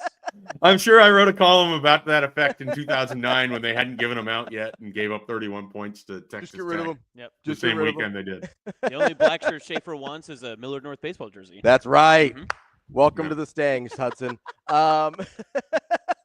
I will let his mom know that we're going to be a Millard North family, apparently. It's been decided on the radio today. By then, there's going to be Millard Central and Millard, Northwest. You'll have plenty of choices. We're going to call it a solid verbal for now, okay?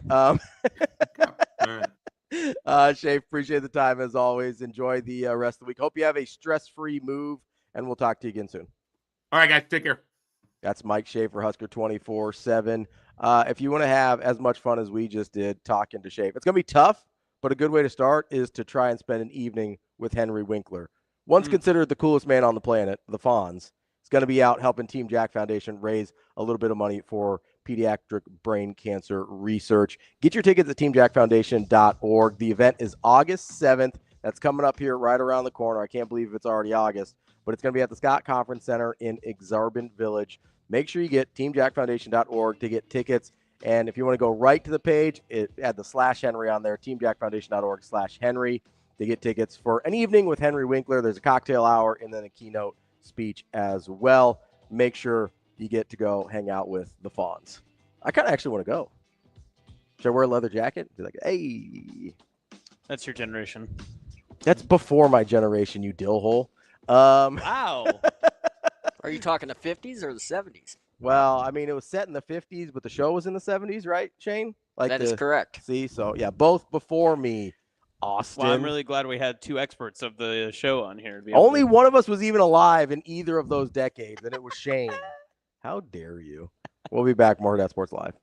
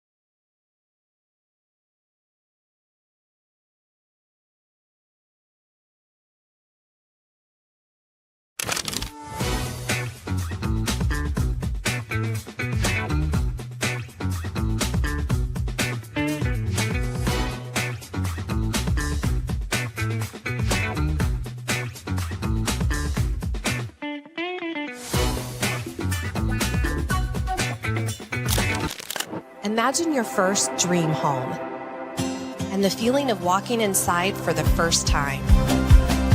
With Centrist Federal Credit Union's First Time Home Buyers program, you are at the doorstep of bringing your vision to life.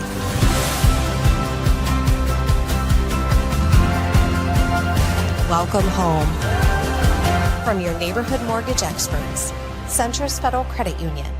We are where you are.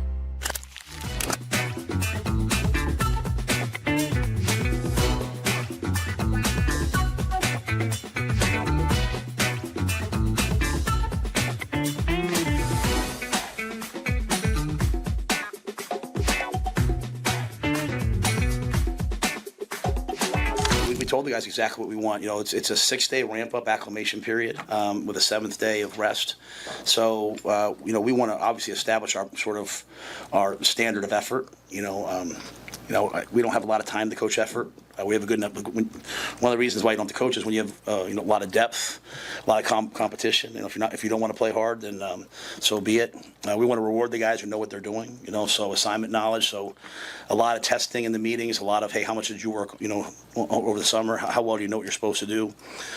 We want to keep them healthy. You know, most injuries happen, most soft tissue injuries happen after the first week, beginning of the second week. So we're trying to ramp up and build up where we're not doing too much. And then we want to establish our practice standards, you know, the way that we want to practice, everything from like the gear that we wear to when we get into contact, how to make contact with guys, how to hold the ball security to, you know, pre-snap penalties. So all the things that we can control, we're trying to teach this week and do. And then finally, situational football. You know, Dana had them out there. They were doing 2 minutes, you know, today on offense. We know the games are going to come down in the Big Ten to the last minute of the game. And so we're at a point now where we can really focus on the situational FBI. So.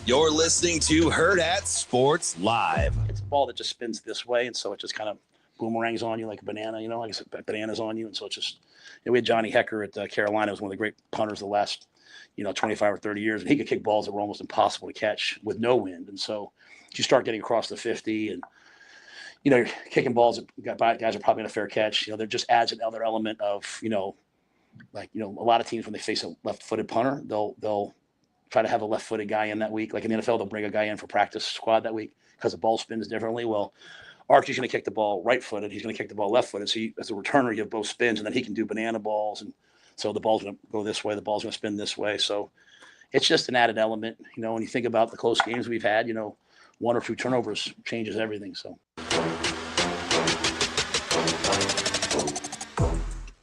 Welcome back, Hurrdat Sports Live, presented by Centrist Federal Credit Union. That's Austin. I'm Ravi here at Hurrdat Sports Bar and Grill. Whatever your goals are, there's probably some savings goals that you've got. Centrist Federal Credit Union has the accounts and team to help you reach those. From savings accounts, money markets, certificates, and IRAs, their experts will help you set up personalized savings plans that meet your needs and goals so you can start saving today and journey towards a worry-free tomorrow. Visit centristfcu.org to check out Centrist savings options and open an account today. Federally insured by NCUA. How about Hot Danger? Austin's on the cusp of being old and irrelevant. Better get his shots in while he can. That's right. Got 2 years till 30. Your time is out the door. You're right. Honestly, what's the song? It's the song in the age in there. It's like no one cares when you turn. Is it 26 or something like that? 27? You know what I'm talking about? Are you talking about Blink-182? Yeah, I think so. 23. 23? Yeah, is it 23? Yeah, you're well past that. Boy. Yeah, that was tough. It's called "What's My Age Again." Yeah, by What's My Age Again? Blink-182. Yeah. And it's nobody likes you when you're 23. Oh, that hurts. Yeah, no, I was 23 a long time you ago. passed that a while ago, As bud. were you. As was I. Yeah. See, I actually don't mind aging. I enjoy it. You've aged gracefully over time. My life started getting good at 30. Nice. So That's good. It's all been uphill. Like it's uphill in a good way. Yeah. Not like struggling uphill. I but- felt eternally 24 Yeah. because of I just hang around the youths so Yeah. often. So Oh. no matter where I go, they're just staying cool. Just I try. hip. Yeah. Yeah. Me and Henry Winkler. Coolest man alive. One with the kids. Travis said, "Man, used to be Henry Winkler, still cool AF." I agree. Actually, he'll like randomly appear on like a late night talk show or like a random comedy skit. He always hits. Oh yeah, he's good. Well, he kind of had his resurgence, in Scream, where he was the superintendent or the principal. Oh, he's been in a bunch of stuff. I forgot about that. He's been in a bunch of Adam Sandler movies. That's right. Yeah. I think he's the dad in Click. I want to say. Yes, he is. Wow. He's just pulling Click like that. It's a tearjerker, man. Like that movie's rough. It's like Adam Sandler. I didn't know that was in your Click back. was a tearjerker. The one where he like fast forwards through his life. Yeah. Yeah, that movie's really sad at the end. Okay. What about the part where he just like farts in Bob's face for like Well, 10 that's minutes? fun too. Okay. That's funny. Fair. I'm just saying there is. Henry Winkler also in Little Nicky. He's in a bunch of he's the coach in Waterboy. He's in a bunch of Adam Sandler movies. He was in Black Adam recently. That's good for him. Was he? Yeah.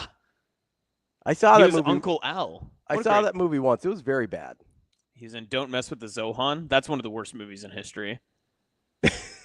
Listen, Adam Sandler had a stretch there. It was a little rough. That was bad. Uncut Gems, though. When he got back to Uncut Gems. What about the Hustle? No, he wasn't in Hustle, I don't think. No, Wait, there I was thought Hustle was that not the one where he's the That's the basketball movie. Yeah, where he's the scout. Is that not him? That's Adam Sandler, but Henry Winkler's not in Oh, that I thought one. you said Adam Sandler. He's in a lot of Adam Sandler Oh, movies. are we talking Henry Winkler or are we talking Adam Sandler? I'm talking Henry Winkler. Okay, well, you said always. Adam Sandler. He's in a lot of Adam Sandler movies. Uncut Gems was another Adam Sandler movie. I know, that and was my but point. you said Adam Sandler went bad there, and then now you just went back to Henry Winkler? Always talking about Henry Winkler. All right, We're always talking about All the right, man. Fonz. Yeah, that's It's fine. Always. 100% of the time. No, it was I think Henry Winkler's a cool guy. I like him. A lot of his stuff. Oh, Henry Winkler was in Donald Trump's The Art of the Deal, the movie. What? Oh, that's the one that just came out, I think, with Sebastian Stan. The Winter Soldier plays Donald Trump, I think. No, says it came out in 2016. Oh, that's not the one I'm thinking of. What's the one that there's one that just came out like last year. Because the guy from Succession is in there. I don't know. I don't know. You're not into Succession? No, I watched the show, but I didn't watch the new movie. Mm. So I don't know what his character is in. He plays the oldest brother in Succession. Never seen Succession, so okay. not on my TV show. Wow. Grand. Okay. Well, Wow. Hey. All right. Listen, I got called up here an hour before the show started, so I'm just Wyatt doing my best. says when Ravi said I don't mind aging, I heard I don't mind Asian. That's not what I said, Wyatt. Wyatt's just trying to be a co-host. That's all he's trying to do. That's not what I said, Wyatt. I mean, I thought you said raisins. Those are also old. I don't like You raisins. don't actually, look like a raisin. I'm not a raisins fan at all. Neither am I. Not a big fan. Just get out of here with the raisins. It's fair. Pass. It's fair. I did a The Apprentice is the Sebastian Stan movie. Thank you, Oh, Corey. there we go. There was Apprentice. a Donald Yeah. Trump movie that just came out that Sebastian Stan was in. I haven't heard of this. I'll have to get The on Winter that. Soldier played Donald Trump. Played a Winter Soldier. I don't know what that means. No. No. Okay. Didn't work. That's fine. No, I don't That's get fine. it. No. Move on. You know what does work? Dolphin kicks? Apparently Banana Ball. Banana ball. That was so. I first when was it Sip that asked him? Just went, "What is a banana ball?" Yeah. I was like, there was only one person in that crowd that was going to ask that yes, question. yeah. It wasn't Matt Satilli from KTV. It was going to be Sip. I was so happy that Sip asked that question. And he interrupted him too in the middle. He's of like, hold on. Like you could tell it wasn't just a now hold on. clarifying. So we got to be careful here. I don't think people. Wow. I don't think people know what a banana ball is. Well, it's not the Savannah Bananas. To see, it could be confusing. Could be. Maybe that's where Sip's head was at. Sip was like, as a man in stilts doing backflips in the punter formation. I'll say he can kick with both feet. Can he kick in stilts? We don't know that. That's banana ball. Banana ball at its finest. I'm not going to read Hot Danger's comment there. That's good. Maybe he's a big, they talk about like the banana turn in baseball when you're like trying to round the base. You know, you kind of come out wide and do one of those. The slingshot, yeah. See, the thing about bananas though, pretty much, I feel like it was a pretty intuitive like name for what he does, like because you kind of like shape the ball. Yeah. Right, like kind of a crescent, turns, like a crescent shape. I don't know that it needed a ton of clarification. Like I've never heard that term used for punting before. Neither have I. But I just assumed. Well, he's a journalist. He's just trying to ensure that he can provide clarity to his listeners and audience. Maybe that's a possibility, but it felt like a pretty self-explanatory. I thought when he said banana ball, I thought it meant more of like a knuckler, right? Like it was just like rotating every which direction or whatever. Well, they have a name for that. It's called a knuckler. Yeah, that's what I'm saying. But that's why I'm glad I got clarification because now I know there are two different ones. Now you know. Because in football, there's like a million different terms. Every coach uses different terms for different things. Do you think right? you can banana ball with both feet, like with each foot, or is the banana ball like on? Is like specialty? I can only banana ball with my right foot. A good special teams coordinator would know, right? They'll watch the film. They'll say, "Hey, when he rolls right, that's his banana ball. When he rolls left, it's just a straight line." Yeah, just a normal left-footed punt. I do wonder. That Aussie leans left. You got to be careful of that. Okay, Wyatt, you're killing me, man. You're killing me, homie. You're killing me. This is why he can't co-host. This is exactly. This Done, is Wyatt. This Sorry. 100%. Yeah, that was funny when DB came back and he was like, "Did you keep these jokes up with Austin?" I was sitting back at my desk. I was like, "Thank God." I didn't answer that question. Yeah, Wyatt, you're. This is why you couldn't host. You get us all in trouble. We get canceled. We get fired like Shane Gillis off of SNL. We'd be out here in trouble. Bill would walk in here and just be like, "Who is this man?" Yeah, just be like, "What's happening here?" You gotta go.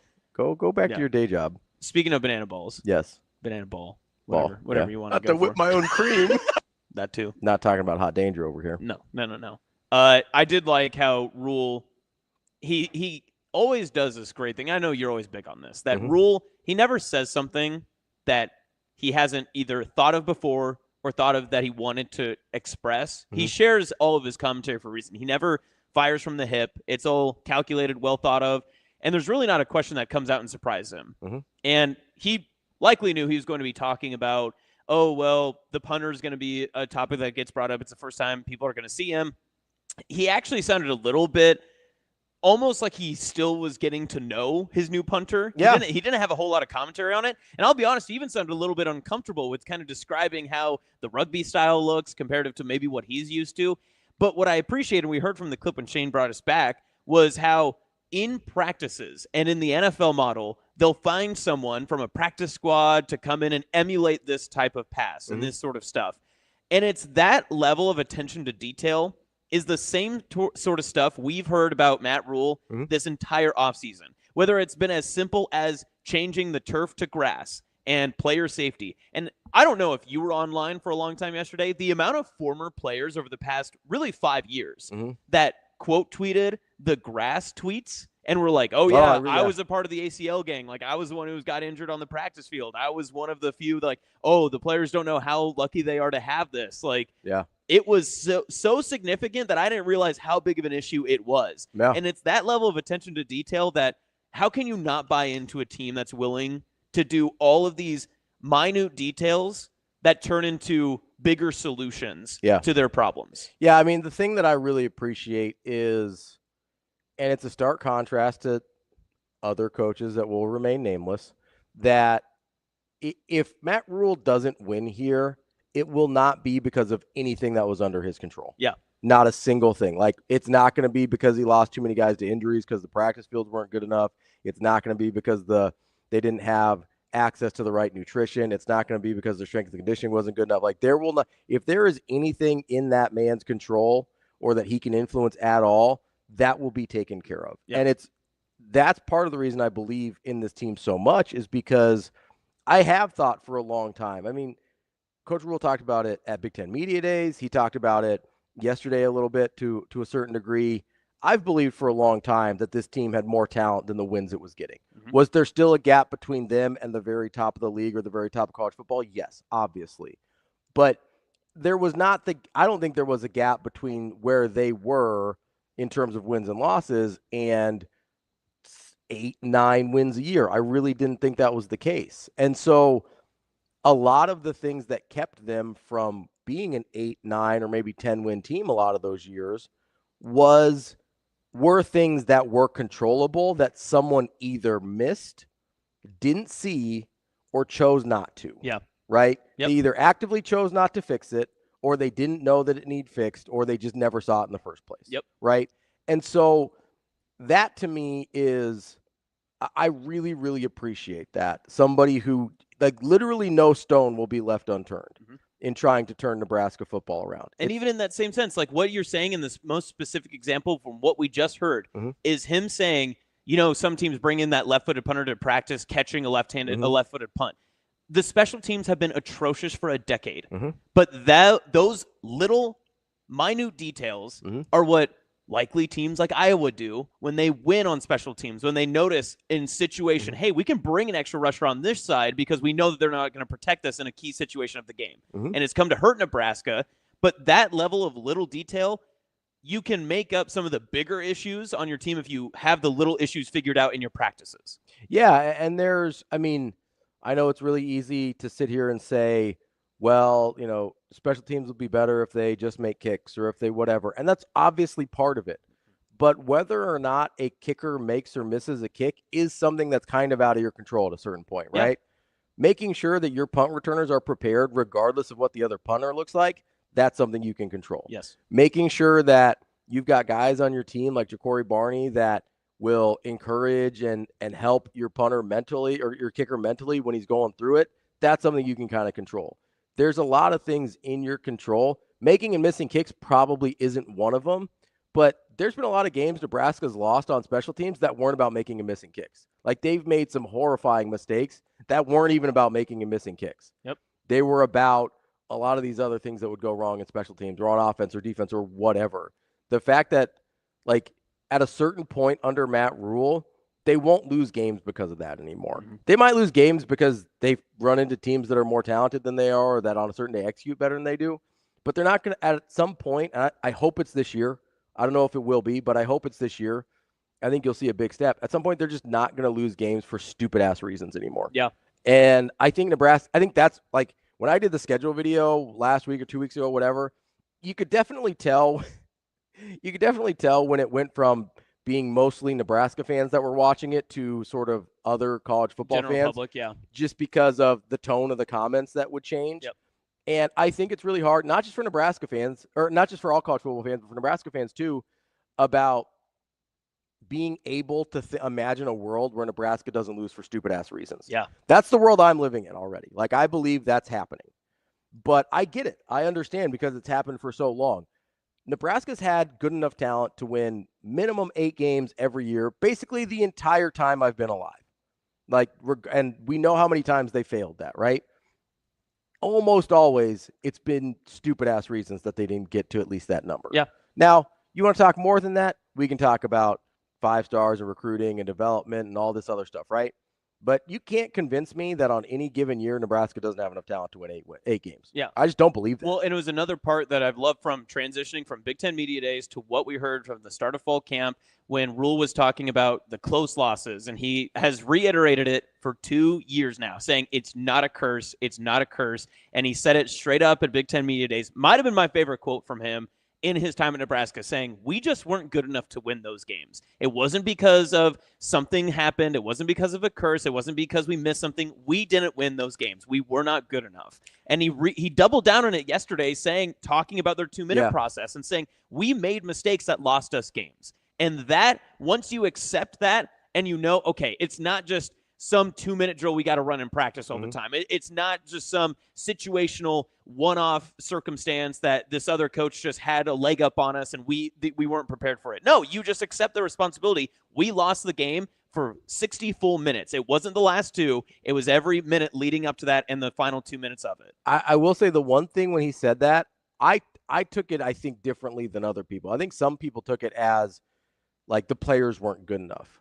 And I don't think that's the case. I think people thought that.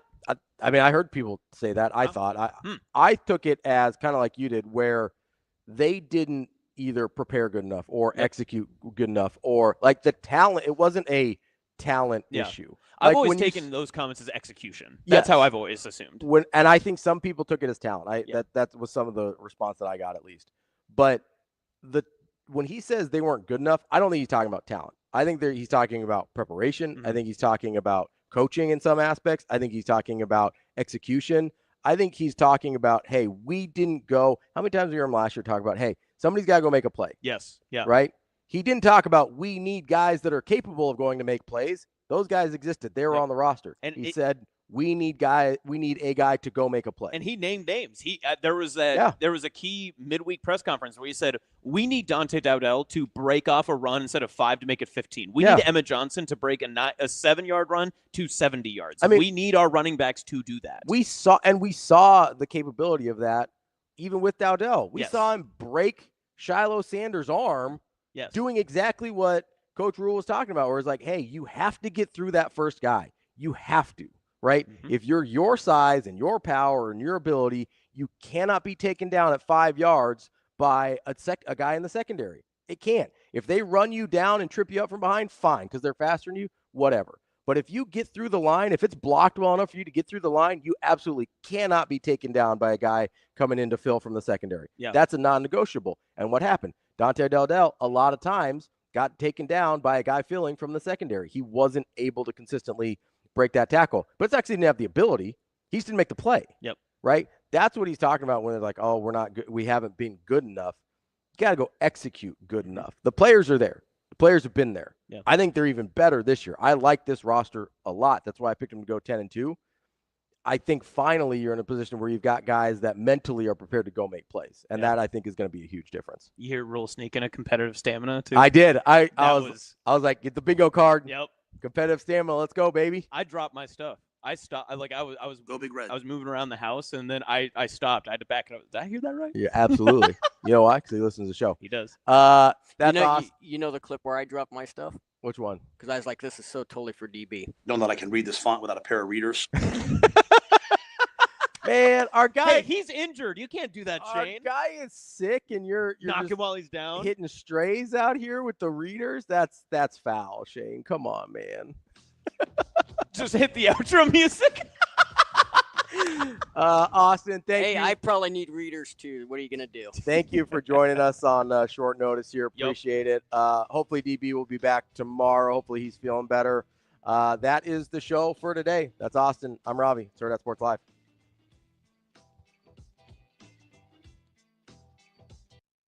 See you. Have a good day. Love you.